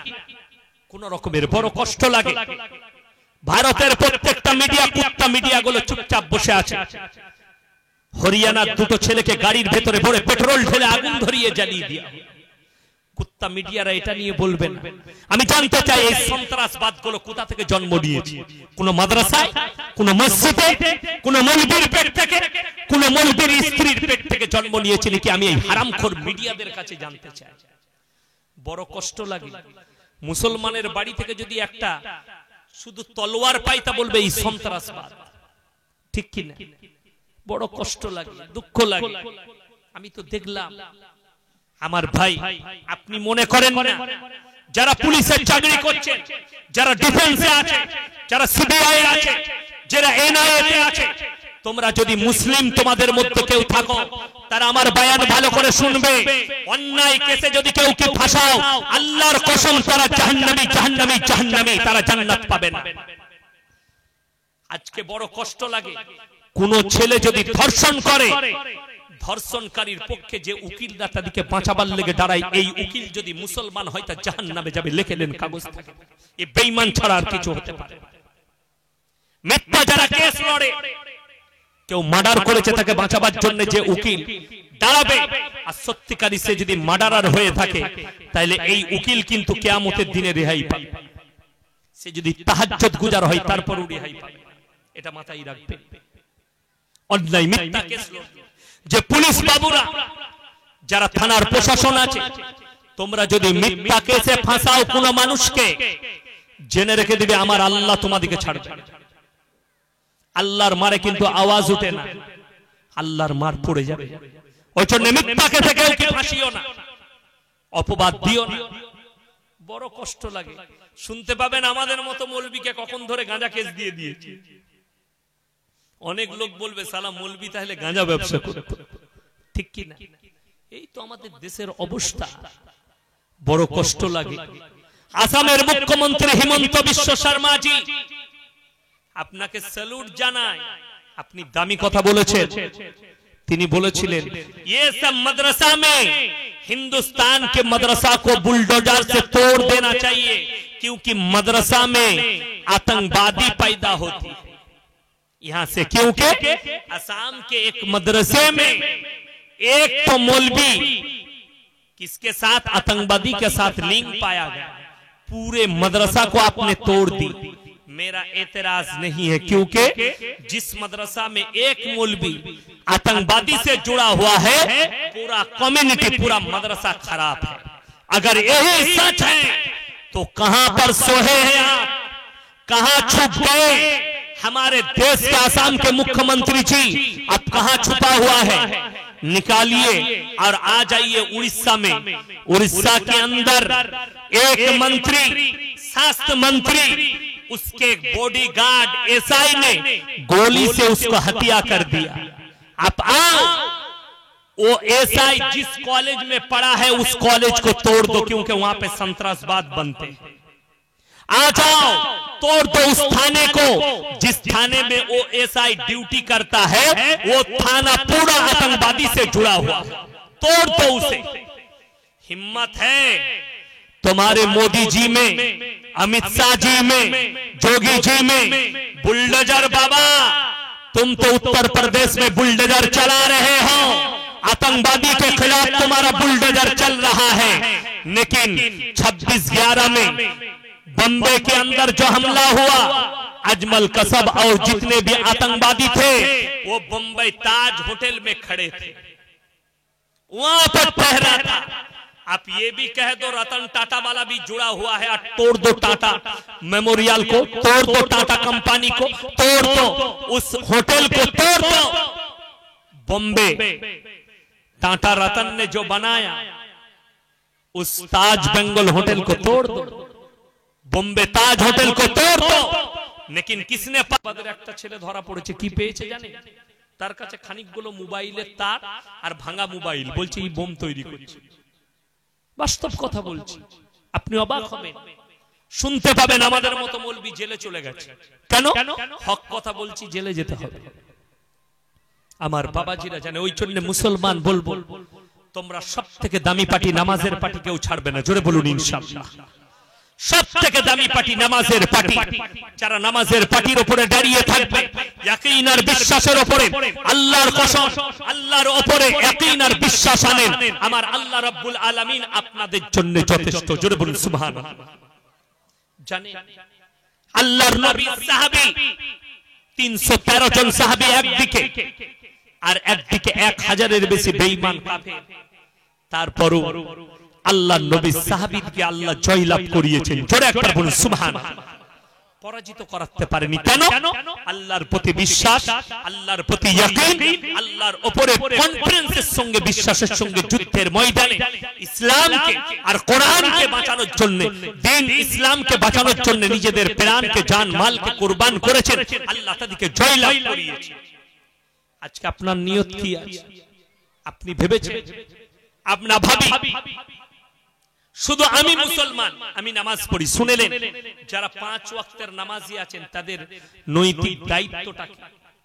আমাদের দেশের অনেক নামাজি মনে করে আমি মসজিদে যাব, নামাজ পড়বো, ঘর পালিয়ে আসবো, কে কি করছে আমি দেখবো না।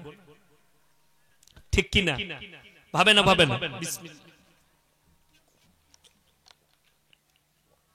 তারা ভাবে আমি নামাজ পড়বো, নিজের মতো করে পালিয়ে আসবো, কেন লোককে বলতে যাব না।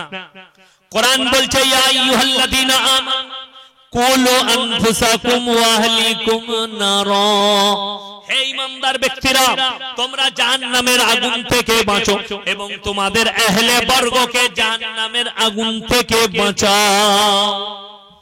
তোমার পাড়া প্রতিবেশী, আপনি রাস্তায় নামাজ পড়তে যাচ্ছেন মসজিদে, মাচায় বসে দুটো ছেলে গল্প করছে মুসলিমদের, তাকে বলবেন ভাই চল না নামাজ পড়তে যাবি, আজান হয়েছে, সবাই আমল করব, জোরে বলুন ইনশাআল্লাহ।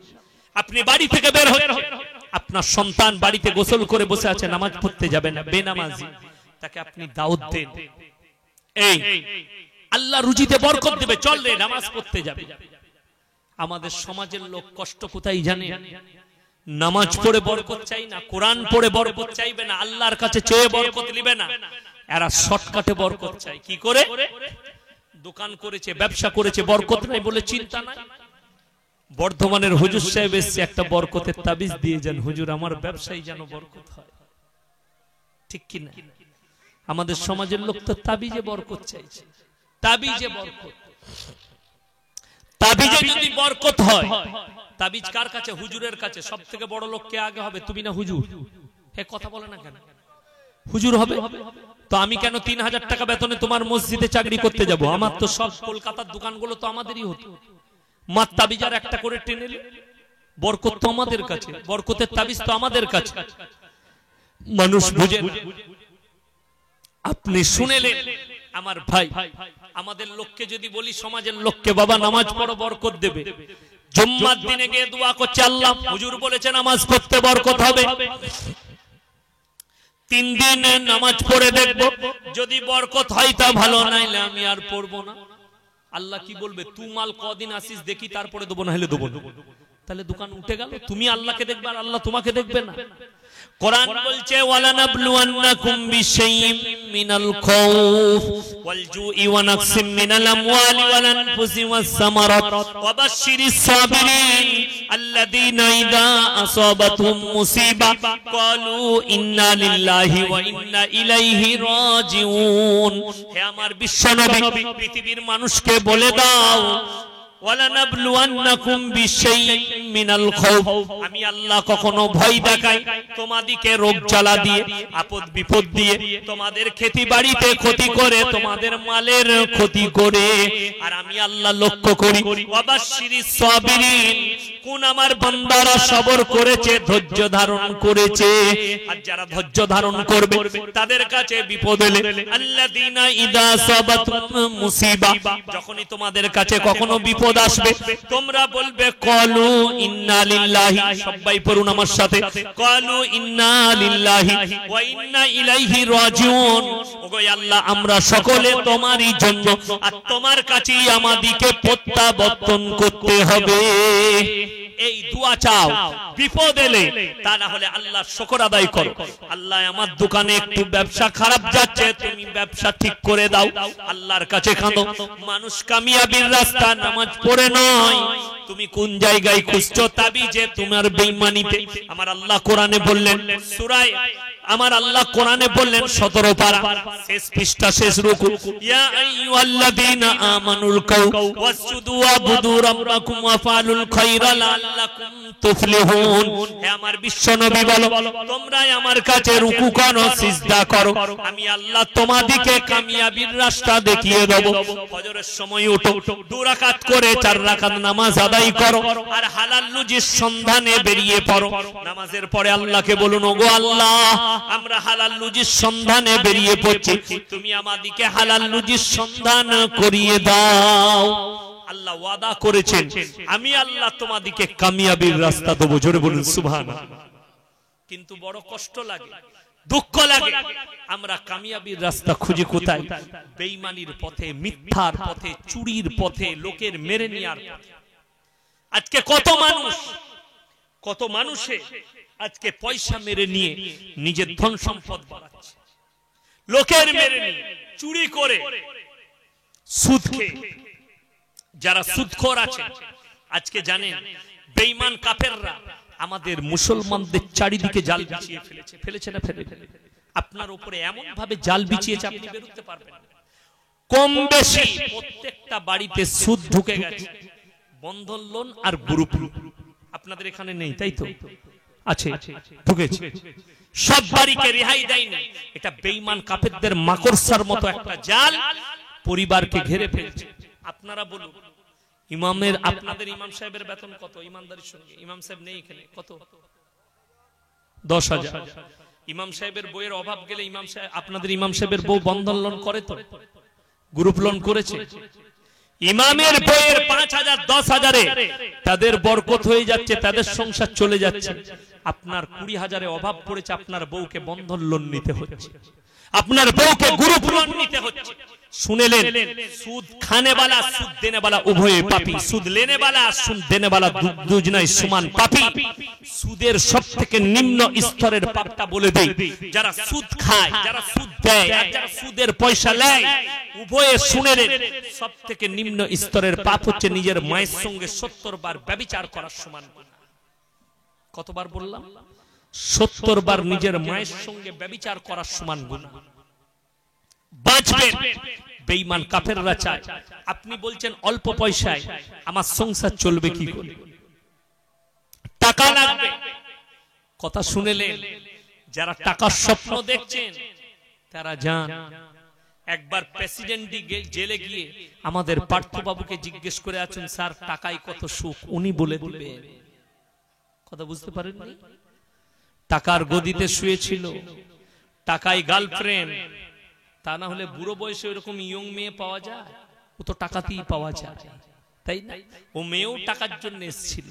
যাই হোক, আমি ওই প্রসঙ্গে যাব না, আমি রাজনৈতিক বক্তা নই, খালি আপনাদেরকে ইসলাম বুঝাচ্ছি। কি টাকায় সুখ পাওয়া যায় না?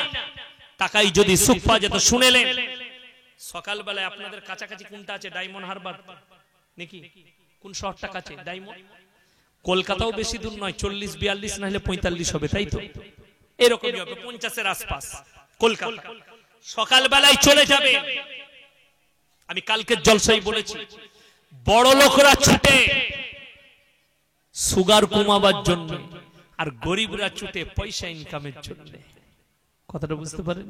সকালবেলায় বলে দিই দুনিয়ার পরিবর্তন কিভাবে ঘটেছে। আজকে মানুষ কোনটাকে কি চোখে দেখছে? যারা পয়সাই মনে করছে সম্মান আছে, তাদেরকে বলে দিই, যারা মনে করেন পয়সা না থাকলে সম্মান নেই, আপনাদেরকে খালি বুঝিয়ে দিয়ে যাচ্ছি, চোখগুলো খুলে দিয়ে যাচ্ছি। আপনাদের, আমাদের কলকাতার, পশ্চিমবঙ্গের কলকাতা টাউনের মেয়র, তিনি হচ্ছেন ববি হাকিম। তার মা যদি মরে যায়, জানাজার নামাজ কে পড়াবে? মদন মিত্র তো নাকি? তবে মমতা ব্যানার্জি পড়াবে না? অভিষেক 6,000-এর মৌলবি পড়াবে, ঠিক কি না? কথা বলে 5,000-এর মৌলবি পড়াবে। তাহলে দাম কার বেশি, ববি হাকিমের না 6,000-এর মৌলবির? জোরে বলুন সুবহানাল্লাহ। টাকায় সম্মান নয়, যারা আল্লাহর রাস্তায় থাকবে। বুখারী শরীফের রওয়ায়াতে আছে, যারা আল্লাহর রাস্তায় থাকবে, যারা দ্বীনের পথে থাকবে, আমি আল্লাহ তাদেরকে মৃত্যুকাল পর্যন্ত ইজ্জতের রুজি দান করব। আমার ভাইরা, অপর হাদিসে নবীজি বর্ণনা করলেন, যারা 5 ওয়াক্তের নামাজি হবে, তাদের রুজিতে আল্লাহ কোনোদিন কমি দিবেন না। জোরে বলুন সুবহানাল্লাহ।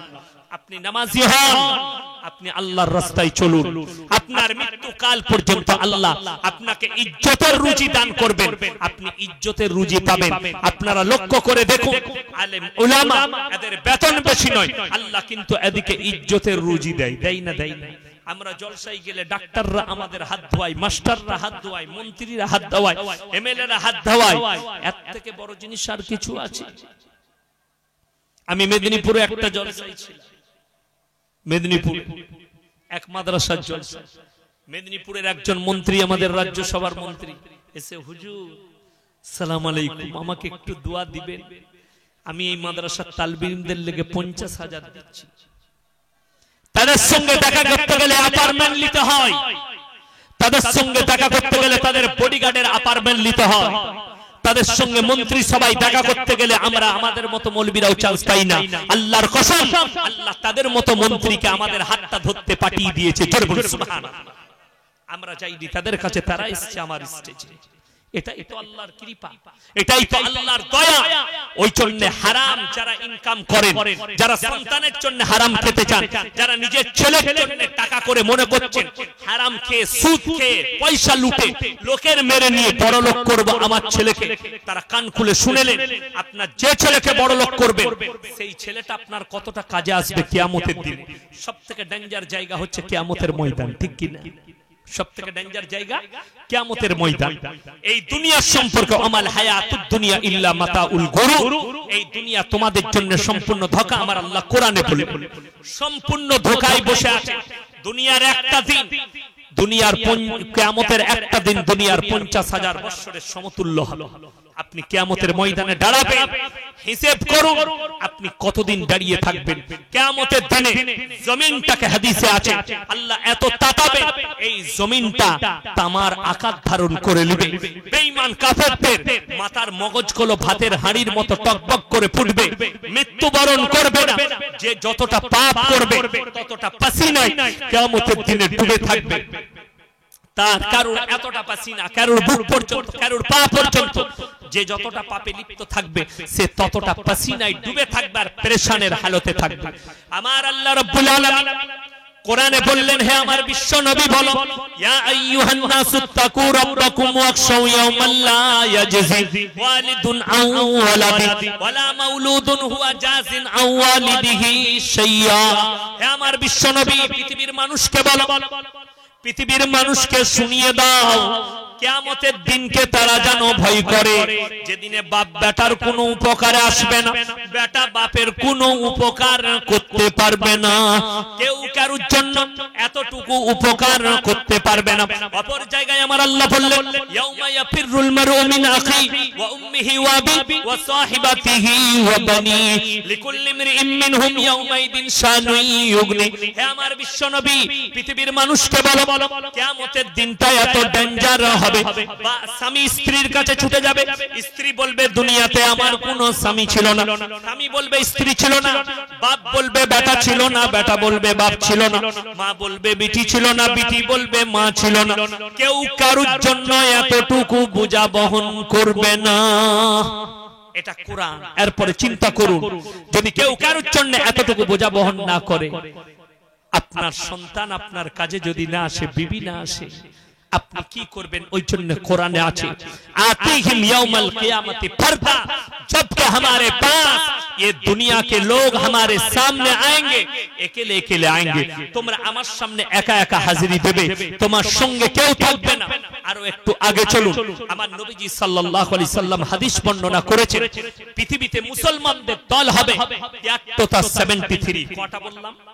73টা দল হবে। এই 73টা দলকে আল্লাহ কিয়ামতের দিনে কয়টা দলে বিভক্ত করবেন? মাত্র 3টে। কটা বললাম? এ কথা বলুন না, কটা? 3টে। কটা দলকে? 73টাকে 3 দলে বিভক্ত করবেন। কোরআনে আছে ওয়া কুনতুম আজওয়াজান সালাসা, আমি 3টে দলে বিভক্ত করব। আল্লাহর ডান দিক, আল্লাহর বাঁ দিক আর আল্লাহর সামনের দিক। আল্লাহর ডান দিকে যারা থাকবে তাদের ডান হাতে আমলনামা দেওয়া হবে, আল্লাহর বাঁ দিকে যারা থাকবে তাদের বাঁ হাতে আমলনামা। তারা মানে হচ্ছে দুর্ভাগ্যবান। আর ডান হাতে যাদের আমলনামা তারা কতটা ভাগ্যবান। আল্লাহর সামনের দিকে কারা থাকবে শোনো, আমার আল্লাহ কোরআনে বললেন সাবিকুনাস সাবিকুন উলাইকাল মুকাররাবুন ফি জান্নাতিন নাঈম সুল্লাতুম মিনাল আউয়ালিন ওয়া কালিলুম মিনাল আখিরিন। তোমাদের মধ্যে থেকে, তোমাদের পূর্ববর্তীদের মধ্যে থেকে বেশি সংখ্যক। আর আল্লাহর সামনের দিকে যারা থাকবে আলেম উলামা ওলিয়া উলিয়া গোসকুতুব, তারা ডাইরেক্ট জান্নাতে প্রবেশ করবে। আরে নিজের পায়ে দাঁড়িয়ে কখনো বিয়ে করবে? সে তো ছোটবেলায় 2.5 বছর বয়সে দাঁড়িয়ে গেছে। বলছে না, পয়সা ইনকাম করো, টাকা নিয়ে এসো, তারপরে বিয়ে করবে। আল্লাহর হাবিব সাল্লাল্লাহু আলাইহি সাল্লাম, হে আমার মুমিন ভাইরা, যেদিনে প্রথম বিবাহ করেছেন 25 বছর বয়স নবীজির, আর মা খাদিজাতুল কুবরা রাদিয়াল্লাহু তাআলা আনহার বয়স হচ্ছে 40 বছর। আপনার চোখ দিয়ে পানি আসবে। যারা মনে করছেন আমার ছেলে নিজের পায়ে দাঁড়াক তারপরে বিয়ে দেব, এই পাপগুলো যে মা বাবা করছেন তারা কঠিন বিপদে পড়বেন। তাদের ছেলেরা জিনা করলে, পাপ করলে সেই মা বাপ পাপের দায়ী হয়। তোমার সন্তানের দিকটা বুঝতে হবে যে আমার সন্তানের কতটা প্রয়োজন আছে বিয়ে। আমি যখন মাদ্রাসায় পড়ি না, আমার পড়তে পড়তে বিয়ে ঠিক হয়ে গেছে। তখন আমি উত্তরপ্রদেশ লখনউ ইরফানিয়ায় পড়ি, মাদ্রাসা আলিয়া ইরফানিয়ায় কিরাত পড়ি। সেই বছরেই আমার মা বিয়ে ঠিক করে দিয়েছে। ফারেক হওয়ার পরে যখন কিরাত পড়তে গেলাম, মা বললে তোমার বিয়ে ঠিক করে ফেলছে। কোনো অসুবিধা নাই, করো। গেলাম। আমি যেদিনে মাদ্রাসায় এসে লেগেছি আমার বেতন ছিল মাত্র 2000। কত বললাম? 2000। আল্লাহর কসম সেদিনেও যে বরকত পেয়েছে আজ ওই বরকতটাই আছে। কোনদিন কমি পাইনি, কোনদিন কমি হয়নি। কেন জানেন? ইখলাসের উপর। নবীজি সাল্লাল্লাহু আলাইহি সাল্লাম মালিকের উট নিয়ে যাচ্ছে, উটের উপরে খেজুর আছে, ইয়ামানের মার্কেটে যাচ্ছে খেজুর বিক্রি করতে। আল্লাহর হাবিব সাল্লাল্লাহু আলাইহি সাল্লাম দুটো কাফেলা যাচ্ছে, বড় বড় কাফেলা। একদিকে যে কাফেলাটা যাচ্ছে সেই কাফেলায় কমপক্ষে 50টা উটের উপরে মাল যাচ্ছে। একটাই মালকিনের, তার নাম হচ্ছে মা খাদিজাতুল কুবরা রাদিয়াল্লাহু তাআলা আনহা। জোরে বলুন সুবহানাল্লাহ। তিনি উটের উপরে বসে আছেন, তার সঙ্গে তার সেবিকা যাচ্ছে, 20 থেকে 25টা সেবিকা। কেউ চুল বেঁধে দেয়, কেউ আপনার কাপড়টা পরিয়ে দেয়, কেউ আপনার খাবার খাইয়ে দেয়, বিভিন্ন কাজে লিপ্ত আছে। কেউ পানি ঢেলে দেয় বালতি থেকে। মা খাদিজা আছেন উটের উপরে।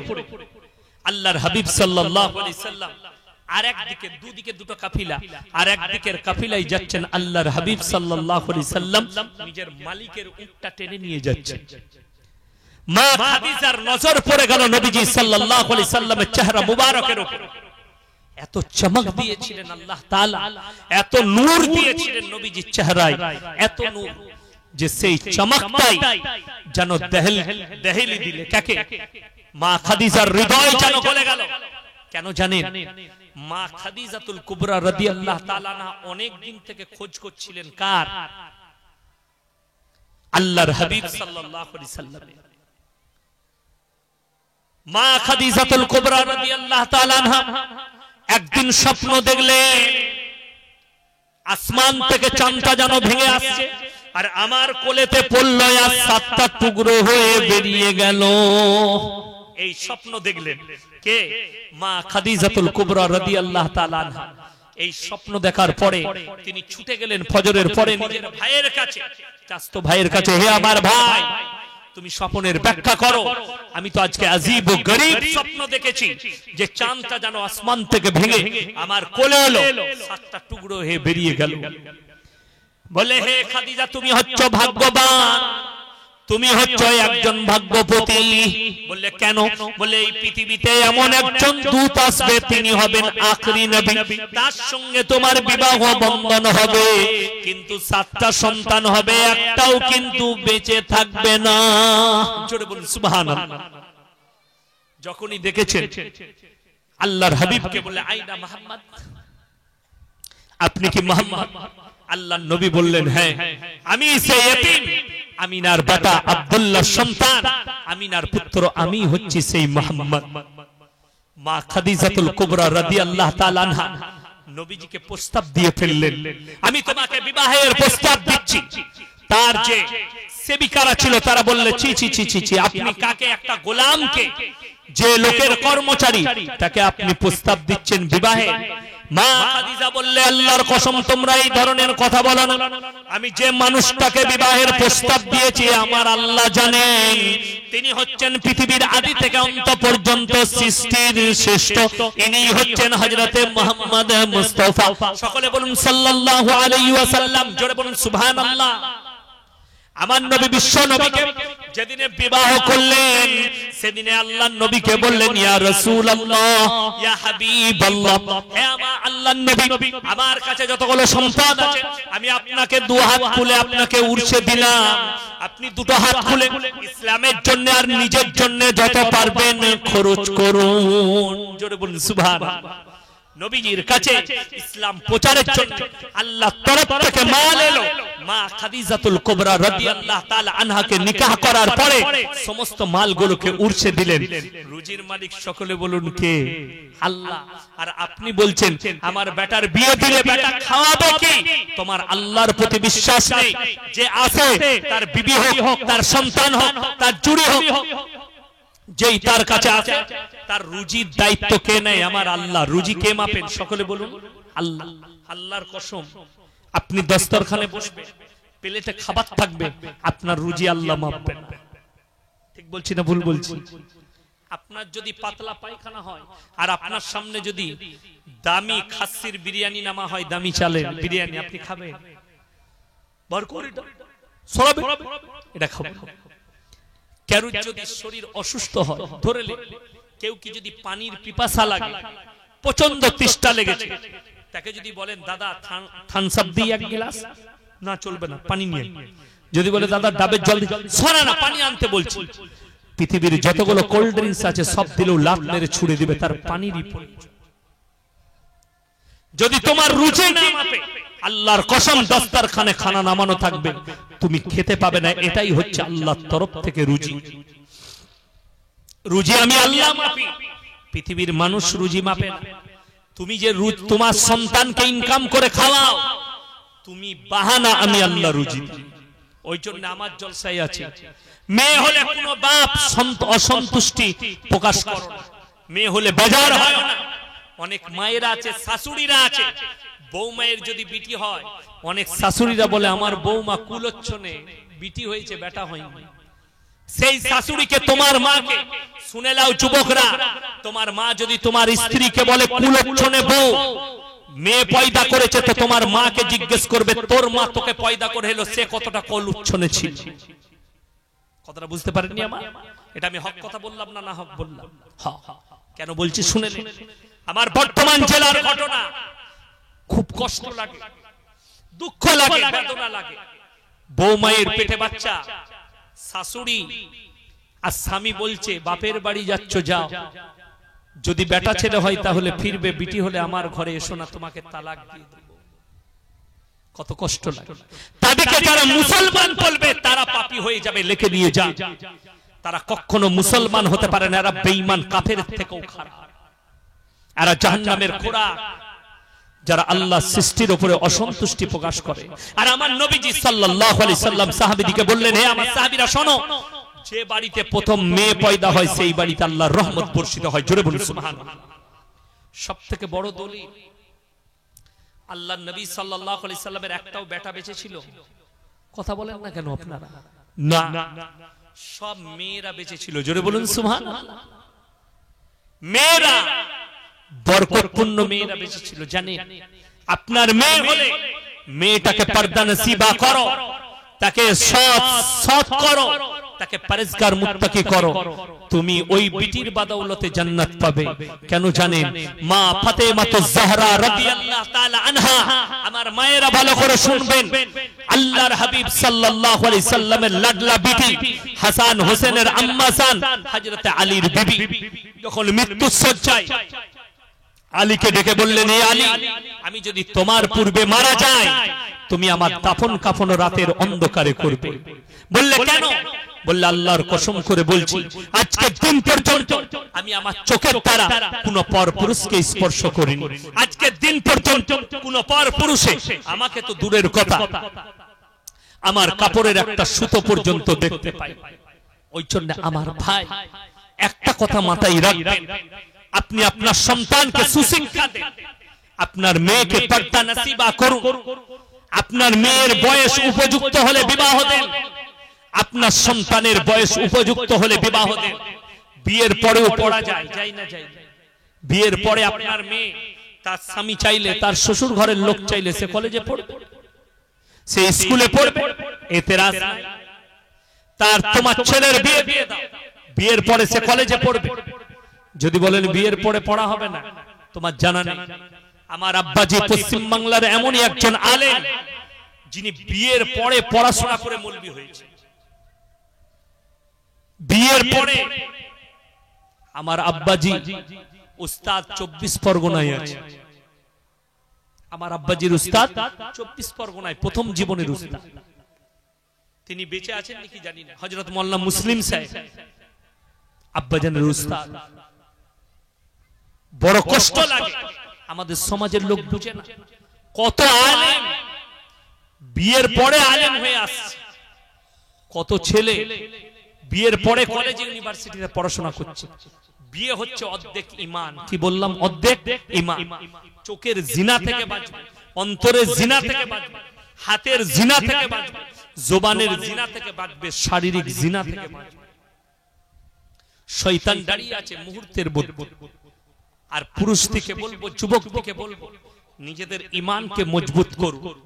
বদকার নারীর কাছ থেকে নিজের চোখকে সরিয়ে রাখুন। কিন্তু বড় কষ্ট লাগে, আপনি আপনার ছেলেকে বলছেন উপযুক্ত হও, সেই ছেলেটা যখন কলেজে পড়তে যাবে, সেই কলেজের মেয়েরা তাকে উপযুক্ত থাকতে দিবে না, সেই কলেজের মেয়েরা তাকে পবিত্র থাকতে দিবে না। আজকে আমার কলেজের, আমাদের কলেজের নারীদের এমন পোশাক, তাদের 24 ঘন্টা তাদের পোশাক পুরুষ দিকে দাওয়াত দিচ্ছে ব্যভিচারের জন্য। আমি হচ্ছে কিয়ামতের দিনে কামিয়াব, তারাই হচ্ছে আমার কাছে কামিয়াব হবে যারা নেক আমল করে আনতে হবে পারবে। আমার কাছে যারা নেক আমল করে নিয়ে আসবে, আইয়ুকুম আহসানু আমালা, যাদের আমলটা ভালো হবে আমি আল্লাহ তাদেরকে অ্যাকসেপ্ট করব। যাদের আমল খারাপ হবে তাদেরকে জাহান্নামের রাস্তা অতিক্রম করিয়ে দেব। পৃথিবীর কোন শক্তি তাদেরকে রুখতে পারবে না। যদি আপনার মনে মনে হয় আমি যতগুলোই পাপ করি, যতগুলোই অন্যায় কাজ করি, যতগুলোই বিপদগামী কাজ করি, আমার মৌলবীরা আমাকে জান্নাতে নিয়ে যাবে, তো এটা তোমার ভুল, এটা তোমার ভুল বার্তায় বসে আছো। তুমি যদি মনে করো আমার মতো ইয়াসিনকে পীর ধরো আর 100টা পীরের মুরিদ হও, আল্লাহর কসম করে বলে যাচ্ছি সেদিনে তুমি ফেরে পড়ে যাবে। তোমার পীর তোমার দিকে তাকিয়ে দেখবে না। যেহেতু কিয়ামতের দিনে ওই মানুষরাই ফেরে পড়বে যারা পীরের দোহাই দিয়ে, হুজুরের দোহাই দিয়ে, মৌলবীদের দোহাই দিয়ে, বাপের দোহাই দিয়ে যারা পাপ কাজ করেছে আর জান্নাতের আশা করে বসে থেকেছে, তাদের এগুলো একটাও কাজে আসবে না। কোরআনে আছে সূরা আরাফ প্রথম পৃষ্ঠা, বাড়িতে গিয়ে খুলে দেখবেন। ফালানাসআলান্নাল্লাযীনা উরসিলা ইলাইহিম ওয়ালানাসআলান্নাল মুরসালিন। হে আমার নবী, আমি কিয়ামতের দিনে শুধু মৌলবী মোল্লা পীর ফকির নয়, আমি নবী পয়গম্বরকেও দাঁড় করাবো আর তাদের উম্মত উম্মতিকেও দাঁড় করাবো। তোমরা কেমন দাওয়াত দিয়েছিলে আর তোমরা কিভাবে গ্রহণ করেছো, আমার কাছে উভয় জিজ্ঞাসাবাদ হবে। আমি উভয়কে জিজ্ঞাসাবাদ করব, আমার কাছে রেহাই পাবে না। বিসমিল্লাহ। শুধু তাই নয়, যারা পাপ করার পরে, যারা গুনাহ করার পরে, যারা মনে করছেন আমরা জান্নাতের আশা করছি, তাদেরকে অনুরোধ করে বলে যাচ্ছি তারা কোরআনটা ভালো করে স্টাডি করবে। কোরআনে আমার আল্লাহ রাব্বুল আলামিন এলান করে দিয়েছে, লাকির টেনে দিয়েছে, তাদের দুজনের বিবিকে আমি দুজন নবীর বিবিকে জাহান্নামে দেব, আটকাতে পারবে না।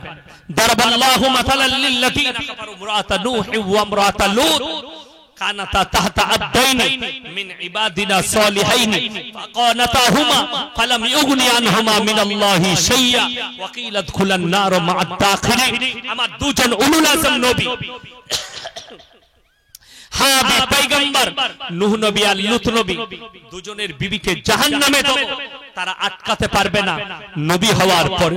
শুধু তাই নয়, শুনেলেন হযরত ইব্রাহিম নবী আল্লাহর কাছে কিয়ামতের দিনে প্রার্থনা করবেন, আল্লাহ আমি আমার আব্বা জানের জন্য আপনার কাছে আবেদন নিবেদন করতে চাই। আল্লাহ বলবেন, হে আমার ইব্রাহিম, তুমি লক্ষ্য করো ইব্রাহিম নবীর বাপ, কোরআনে রিওয়ায়েতে আছে দুটো পায়ের মধ্যখানে বীর্য আকারে রক্ততে লুটোপুটি খাবে। তোমার আবেদন আজকে তোমার আব্বা জানের জন্য রাখা হবে না। তোমার আব্বা জান আমার নবীকে মানেনি, আমার দ্বীনকে মানেনি, আমাকে মানেনি। ইব্রাহিম নবীর বাপের তিনটে কাজ ছিল, মূর্তি তৈরি করা, মূর্তি পূজা করা আর মূর্তি বিক্রি করা। এই অপরাধের কারণে আমার আল্লাহ ক্ষমা করবেন না। এরপর ভেবে দেখলেন নবীরা যদি নিজের বিবিকে না আটকাতে পারে, নিজের বাপকে না আটকাতে পারে, তারা আমাদের মতো ফুটো মৌলবীরা তোমাকে বিনা দিনদারিতে, বিনা পরস্পরে, বিনা তাকওয়ায়, বিনা ইমানদারিতে তোমাকে কেমন করে আমরা জান্নাতে নিয়ে যেতে পারবো? এইটা ব্রেনে ঢুকিয়ে নিয়ে এলেন। আর যারা ভাবছেন আমি মদ খাই আর গাঁজা খাই আর সুদ খাই, যত রকমের পাপ করি, এই হুজুর থেকে দাওয়াত দেব, পয়সা দেব, এরা দোয়া করবে আমরা জান্নাতে যাব। আল্লাহর কসম, কিয়ামতের দিনে খালি ধুলো ছাড়া আর কিছু দেখতে পাবে না। কোরআনে আছে খ্রিস্টানরা হযরতে ঈসা মসিহর উপাসনা করে, খ্রিস্টানরা হযরতে মারইয়ামের ঈসা মসিহর মায়ের তার উপাসনা করে। কিয়ামতের দিনে আল্লাহ ঈসা মসিহকেও দাঁড় করাবেন। কোরআনে আছে আমি কাঠ গোলাপে দাঁড় করাবো মুজরিমের মতো। ঈসা মসিহকে আল্লাহ প্রশ্ন করবেন, ইসকাল আল্লাহু ইয়া ঈসা ইবনে মারইয়াম আনতা কুলতা লিন-নাস ইত্তাখিদুনি ওয়া উম্মি ইলাহাইনি মিন দুনিল্লাহ। হে ঈসা, তুমি কি বলেছিলে তোমার কওমকে আল্লাহ ছাড়া আমি আর আমার মা আরো দুটো আল্লাহ? ঈসা নবী কাঁদবেন আর বলবেন, আল্লাহ আমি কেমন করে বলতে পারি? ক্বালা সুবহানা মা ইয়াকুনু লি আন আকুলা মা লাইসা লি বিহাক। যে কথা বলার আমার হক নেই, আমি এই কথা আমার কওমকে কেমন করে বলতে পারি? আল্লাহ তাদেরকে জাহান্নামের রাস্তা দেখাবেন। আল্লাহর কসম, সেদিনে তারা জাহান্নামে প্রবেশ করবে। ওয়াসিকাল্লাযীনা কাফারু ইলা জাহান্নামা যুমারা। তোমরা কি গরুর হাট দেখো? পাইকাররা যেমন গরুর হাট থেকে 10টা 12টা করে বেঁধে বেঁধে গরু আনে, আমি আমার ফেরেশতা দিকে বলে দেব, ফেরেশতা দিকে বলে দেব 10টা 12টা করে বাঁধো আর জাহান্নামের দিকে নিয়ে যাও। ফেরেশতারা বলবে হাত্তা ইদা জাউহা ফাতিয়াত আবওয়াবুহা ওয়া ক্বালা লাহুম খাজানাতুহা আলাম ইয়াতিকুম রুসুল। তোমাদের কাছে কি কোনো সতর্কবাদী পাঠানো হয়নি? রাসূল পাঠানো হয়নি? তারা বলবে হয়েছিল, কিন্তু আমরা মানতে পারিনি। তারা অঙ্গীকার করবে সেই জাহান্নামীরা কিয়ামতের দিনে। ওয়া ইয়াকুলুল কাফিরু ইয়া লাইতানি কুনতু তুরাবা। আজকে যদি আমরা মানুষ না হয়ে মাটি হতাম, আমাদের ভাগ্যটা কত ভালো হতো। শুধু তাই নয়, আল্লাহর কাছে কিয়ামতের দিন যখন জাহান্নাম তর্জন গর্জন দেবে, জাহান্নামকে টেনে আনা হবে, তখন তারা আল্লাহর কাছে কেঁদে কেঁদে বলবেন, রব্বানা আবসারনা ওয়া সামি'না ফারজিনা নামাল সালিহান ইন্না মুকিনুন। ওগো আল্লাহ, আজকে আমরা লিলহান শিকা দেখতে পাচ্ছি, জাহান্নামের তর্জন গর্জন শুনতে পাচ্ছি, আর একবার আমাদেরকে দুনিয়াতে ফিরিয়ে দাও। ভালো কাজ করব, নেক কাজ করব, নেক আমল করে আনব। আমার আল্লাহ কোরআনে বললেন, লা'amla'anna জাহান্নামা মিনাল জিন্নাতি ওয়ান নাসি আজমাইন। আমি জাহান্নামকে জিন এবং ইনসান দ্বারা পরিপূর্ণ করব।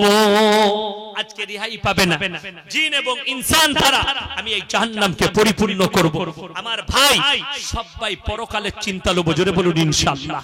হযরত আবু বকর সিদ্দিক রাদিয়াল্লাহু তাআলা আনহু আল্লাহর হাবিব সাল্লাল্লাহু আলাইহি সাল্লামকে বললেন, ইয়া রাসূলুল্লাহ, পৃথিবীর মধ্যে সবথেকে জ্ঞানী ব্যক্তিকে? আল্লাহর হাবিব কি বললেন জানেন? হে আমার সাহাবীরা শোনো, পৃথিবীর মধ্যে সবথেকে দামি এবং জ্ঞানী ব্যক্তি সে যে প্রত্যেকদিন একবার নিজের মৃত্যুকে স্মরণ করে। প্রত্যেকদিন আপনি রাত্রে শুতে যাবার সময় মনে মনে ভাববেন, আল্লাহ এই নির্ধারা অবস্থায় যদি মৃত্যু চলে আসে। আজকে একটা আমল বলে যাব, প্রত্যেকটা মুসলিম ভাই করবেন, জোরে বলুন ইনশাআল্লাহ। এই আমল মারাত্মক আমল, জান্নাতে যাবার আমল, ক্ষমা করিয়ে নেওয়ার আমল। সেটা হচ্ছে রাত্রিতে খানা খেয়ে যখন শুতে যাবেন, সুবার আগে উজু করে নেবেন। সবাই উজু করবেন, জোরে বলুন ইনশাআল্লাহ। উজু করে বিছানায় বসে কমপক্ষে 40 বার ইস্তেগফার পড়বেন, আয়াতুল কুরসি পড়বেন 3 বার, সূরা ফাতিহা 3 বার পড়বেন, 4 কুলটা একবার করে পড়ে নেবেন, কালমাটা পড়ে নেবেন, তারপরে শুবেন। ওই অবস্থায় মৃত্যু হয়ে গেলে আপনার কালমা নসিব হয়ে যাবে, আপনার জন্য কবর আর কিয়ামতের দিন আসান হয়ে যাবে। জোরে বলুন সুবহানাল্লাহ। উজু করে শুলে আপনার জন্য ওই অবস্থায় মৃত্যু হলে, আপনি উজু অবস্থায় মৃত্যু বরণ করেছেন, আমার আল্লাহর কাছে আপনি মকবুল হবেন। ওই জন্য মুসলমান আমল জানেন, যাদের বাড়িতে আপনি দেখতে পাচ্ছেন কারোবার করছি, ব্যবসা করছি, বরকত নেই, প্রত্যেকটা ভাইকে বলবো, আপনি আপনার বাড়ির মা বোনকে বলুন, আপনি নামাজ পড়বেন আর একটা কাজ করবেন, বাড়িতে প্রত্যেকদিন এশার পরে সূরা ওয়াকিয়া তেলাওয়াত করুন। হাদিসে আছে, যে বাড়িতে সূরা ওয়াকিয়া তেলাওয়াত হয় সেই বাড়িতে আল্লাহর রহমত বর্ষিত হয়। জোরে বলুন সুবহানাল্লাহ। আল্লাহ তাদের কামায়ে বরকত দেয়। অবশ্যই পড়বেন। ফজরের নামাজের পরে ভাইয়েরা মসজিদে, মায়েরা বাড়িতে সূরা ইয়াসিনের তেলাওয়াত করবেন। যারা যে ব্যক্তি প্রত্যেকদিন সূরা ইয়াসিনের তেলাওয়াত করে আগামী ফজর পর্যন্ত তার কাছে মৃত্যু ছাড়া কোনো বালা মুসিবত আসবে না। জোরে বলুন সুবহানাল্লাহ। এর থেকে ভালো আমল কিছু নেই।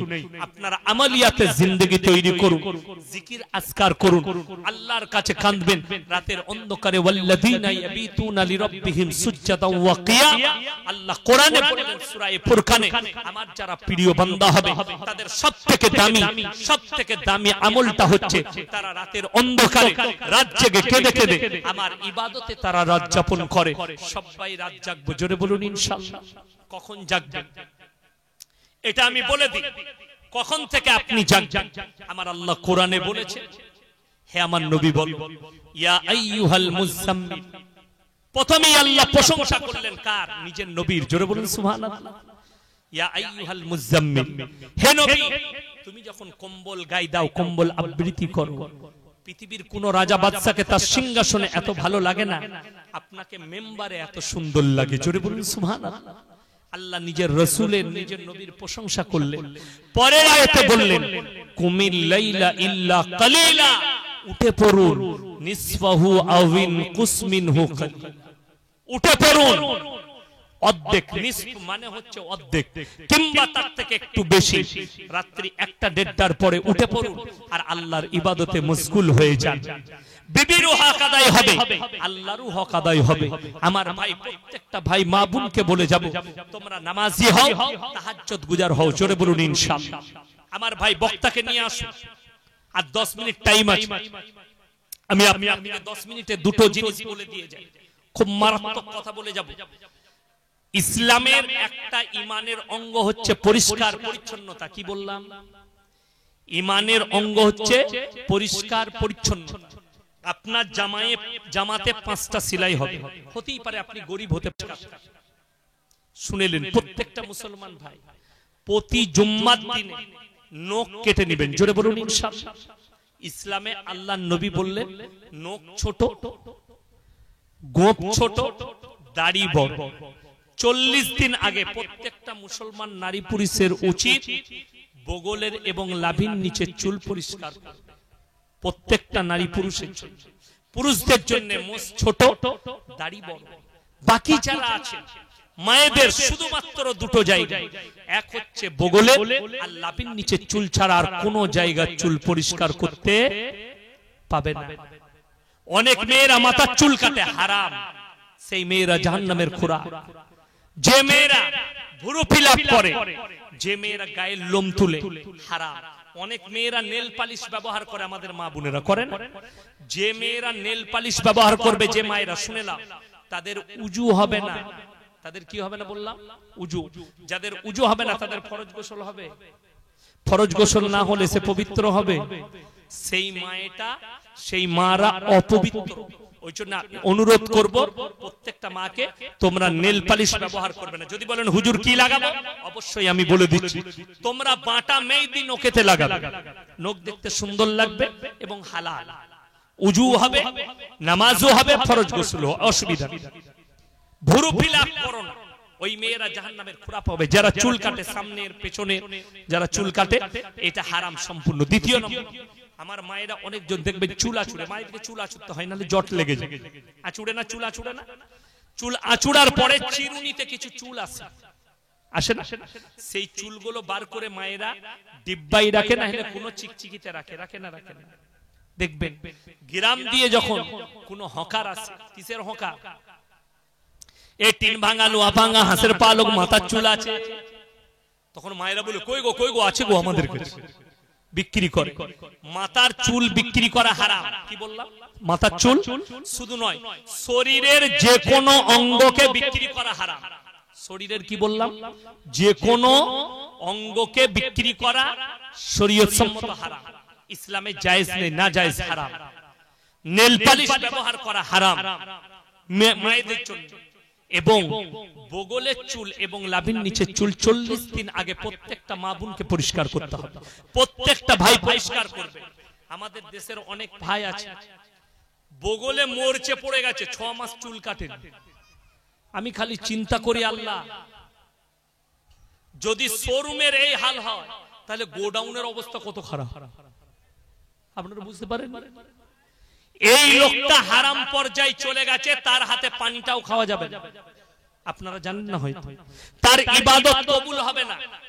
যে লোকটা হারাম পর্যায়ে চলে যাবে, এরকম হারাম চুল রাখবে, হারাম ভাবে চুল রাখবে, তাদের নামাজ তাদের ইবাদত আল্লাহর বারগাহে কবুল হবে না। 40 দিনের আগে পরিষ্কার করবেন। ওই জন্য ইসলামে পরিষ্কার পরিচ্ছন্নতা ঈমানের একটা অঙ্গ। রমজানুল মুবারকের মাস আসছে, সবাই নিজেকে পবিত্র করে নেবেন, জোরে বলুন ইনশাআল্লাহ, এবং হামেশা পবিত্র থাকবেন। দ্বিতীয় নম্বর, পুরুষরা আমরা যখন বাজারে যাই, অনেক পুরুষ দেখবেন রাস্তায় দাঁড়িয়ে দাঁড়িয়ে পেশাব করে চেনটা খুলে চালিয়ে দিলে মনে হচ্ছে ও দমকল চালাচ্ছে, পানি দিচ্ছে মাঠে, ঠিক কি না? পানি উলাই না, হারামখোর না পা, কখনো এই কাজ করবেন। প্রত্যেকটা ভাই বাড়ি থেকে ব্যবসায়ী সকালে বের হলে যদি আপনি দেখেন আপনার আসতে সন্ধ্যা হবে, দুপুর হবে, গোসল করে পবিত্র হয়ে বেরোবে বাড়ি থেকে, তাতে ফজরের সময় বের হয় আর যখনই বের হয় পবিত্র হয়ে বের হবে বাড়ি থেকে, অপবিত্র অবস্থায় নয়। গোসল করে বেরিয়ে যান। আপনি যদি রাস্তায় মত হয়ে যায়, আপনি পবিত্র অবস্থায় মরবেন। রাস্তায় যদি আপনি না পাকে থাকেন আর মৃত্যু হন, আপনি অপবিত্র অবস্থায় মারা গেলেন, আপনি গুনাহগার না। বেরুবেন যখন পবিত্র হয়ে বের হন। আর প্রত্যেকটা ভাইকে বলবো, যদি ব্যবসায় বরকত চান, শুধু নিজের দোয়া নয় আর হুজুরের দোয়া নয়, বিবির দোয়া নিতে হবে।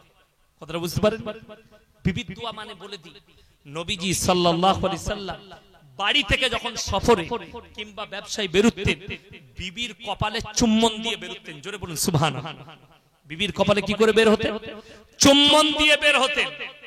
আমাদের দেশের ছেলেরা বিবিকে ধমকি দিয়ে বের হয়, রেডি রাখবি আসছি, কপালে চুম্বন দাও, তোমার কথা মনে থাকবে। তুমি বাজারে গেলে আমার স্বামী আমার কপালে চুম্বন দিয়ে গেছে, এই চুম্বন দিবে তা বলে সবার সামনে নয়, লুকিয়ে, নালে হুজুর মার খাবে আল্লাহর কাছে। লুকিয়ে গোপনে কামরার ভেতরে বিবির কপালে চুম্বন দাও, ঠোঁটেতে চুম্বন দিয়ে বের হও। তুমি যতক্ষণ বাজারে থাকবে, বিবি তোমার জন্য খাবার বানাবে আর মনে মনে করবে আমার স্বামী আমাকে কতটা মহব্বত করে ভালোবাসে। ইসলামে এত সুন্দর পদ্ধতি আছে। বিবির কপালে চুমু খাওয়া জায়েজ না না জায়েজ? কথা বলেন না? আরে জায়েজ মানে হালাল, নেকি। যে ব্যক্তি সারা রাত্রি স্ত্রীর সঙ্গে গল্প করতে করতে গলায় হাত লাগিয়ে সারা রাত মুখে মুখ লাগিয়ে ঘুমিয়ে গেল, আল্লাহর ফেরেশতারা তাদের জন্য ফজর পর্যন্ত মাগফিরাতের দোয়া চাই। জোরে বলুন সুবহানাল্লাহ। যারা স্ত্রীর সঙ্গে বিবাদ করে, ঝগড়া করে, বিছানা আলাদা করে শোয়, সারা রাত্রি আল্লাহর ফেরেশতারা তাদের জন্য বদদুয়া দেয়, লানত বর্ষিত করতে থাকে। আমার ভাই না, স্ত্রীর সঙ্গে মহব্বত করো। স্ত্রী তুমি স্বামীর সাথে মহব্বত করো, দুর্ব্যবহার করো না। প্রত্যেকটা ভাইকে বলবো, ওই জন্য বাড়িতে নামাজের দাওয়াত দেন, স্ত্রীকে, পরিবার, সন্তানকে, সন্ততিকে। আপনার ছেলের বয়স 7 বছর হলে তার হাতটা ধরে নিয়ে গিয়ে মসজিদের পেছনের কাতারে দাঁড় করান, জুম্মার দিনে দাঁড় করিয়ে দেন, সে খেলা করবে। রমজান মাস আসছে, আপনার ওই বাচ্চা ছেলেকে রোজা না রাখলেও ইফতারিতে বসাবে, রোজা না রাখলেও তার হাতটা ধরে তাকে নিয়ে গিয়ে বস করান, কমপক্ষে সাহরিটা খাইয়ে দেন। সেই ছেলেটার মধ্যে ইসলামী পদ্ধতি চলে আসবে, সেই ছেলেটার মধ্যে দিক আসবে, সেই ছেলেটার মধ্যে একটা বড় গুণ আসবে। আমার ভাই মাথায় রাখবেন, তার মধ্যে নামাজের ফিজা তৈরি হবে, তার মধ্যে ইসলামী ফিজা তৈরি হবে। তা না হলে কিন্তু পরকালে কষ্ট পাবে।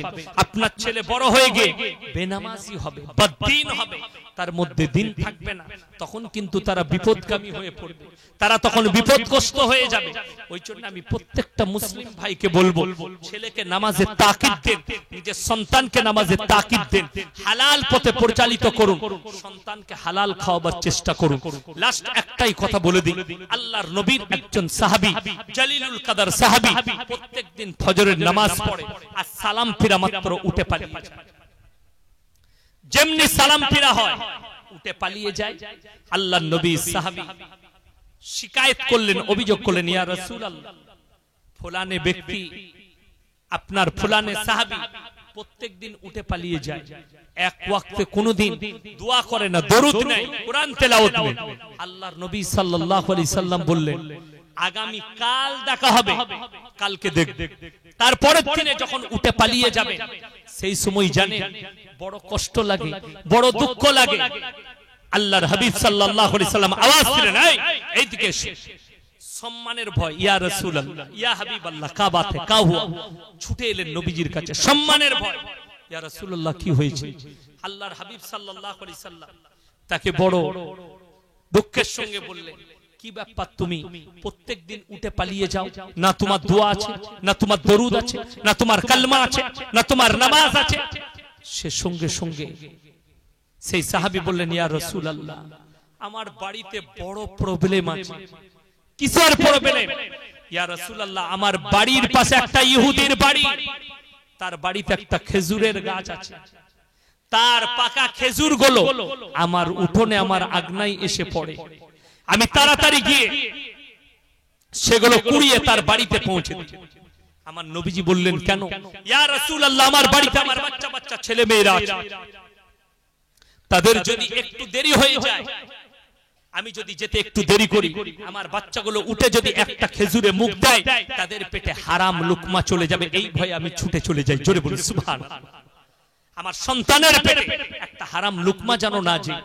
আজকে ভেবে দেখুন, আমরা আমাদের সন্তানের মুখে কতগুলো হালাল রুজি দিই, কতগুলো হালাল খাবার তুলে দিই, কতগুলো হারাম তুলে দিই। এটাই আমাদের ভাবার আছে। আজকে আমরা অনুভবও করি না, আর ভাবারও সময় পাই না। নিয়ে আসি হারাম হোক হালাল হোক, সন্তানের মুখে তুলে দাও, সেই সন্তান কখনো মুমিন হতে পারবে না।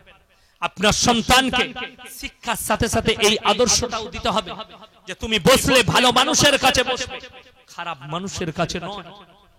সঙ্গ দোষে লোহা ভাসে। সে যদি একটা খারাপ মানুষের কাছে উঠা বসা করে, তা জেনে রেখে দিবেন সে খারাপ হয়ে যাবে। সে যদি একটা ভালো মানুষের কাছে উঠা বসা করে, যদি এক মাস মাতালদের দলে বসে, সেই ছেলেটা মাতাল হবে। আর এক মাস যদি সেই ছেলেটা শুনেলেন, এক মাস ধরে যদি কার কাছে? একটা নামাজির কাছে বসে, সেই ছেলেটা একদিন নামাজি হয়ে যাবে। আমার ভাই, আল্লাহ তাআলা আমাদের সকলকে কবুল করুক, আজকের রাত্রিকে কবুল করুক, আজকের জলসাকে আল্লাহ কবুল করুক, আজকে আমাদের এখানের হাজিরিকে আল্লাহ কবুল করেলে আপনারা আমার জন্য দোয়া করবেন, আমি আপনাদের জন্য দোয়া করি। ওয়ামা আলাইনা ইল্লাল বালাগ। আসসালামু আলাইকুম ওয়া রাহমাতুল্লাহ। নেকির ভালো কাজ করতে গিয়ে যেন ফরজ যদি ইবাদত কাজা হয়ে যায়, তো বড় গুনাহগার হয়ে যায়। জলসা মুর্শিদাবাদে খুব ভালো। আমার পরবর্তী বক্তা আছে মোল্লা আজিজুল হক সাহেব, আমার বন্ধু মানুষ, মুর্শিদাবাদ থেকে এসেছে। কথা রাখবে, মুর্শিদাবাদে এত ভালো জলসা, এত আরাম, জোহরের পর থেকে না হলে আসরের পর থেকে জলসা স্টার্ট হয়। মাগরিবের পরে 20,000 লোক থাকে, শ্রোতা থাকে মজমায়। এশার পরে প্রধান বক্তা চাপলো, রাত 11টায় জলসা শেষ। শ্রোতারও আরাম, বক্তারও আরাম। বক্তারও ফজর হবে, শ্রোতারও ফজর হবে। আর আপনি ভেবে দেখুন, রাত্রি 9:30 বাজতে চললো, এখনো শ্রোতা এসে পৌঁছায়। কথাটা বুঝতে পেরেছে? এখনো শ্রোতা আসেনি মজমায়। আমার মাদ্রাসায় জলসা হয়, বর্ধমানের জলসা বাবু দেখেছে। আমার মাদ্রাসায় 20,000 শ্রোতা থাকে, 20,000। সন্ধে মাগরিবের পরে স্টার্ট, 12টা বাজতে 5 মিনিট বাকি থাকতে দোয়া, জলসা শেষ। আপনারা মনে করছেন খানা খাওয়াই না? 40টা গরু জবাই হয়, 150 ডেক বিরিয়ানি হয়, 150 ডেক। আঙ্গুলে করে গুনতে হবে আপনাকে ডেকগুলো। সব লোককে খাওয়ায়, শ্রোতাকে ফ্রি খানা। বিরিয়ানির হাঁড়িও শেষ, জলসাও শেষ। ফজরের সময় তাবাররুক দেবে, কত লোক নামাজ পড়বে না, কত লোকের নামাজ কাজা হবে।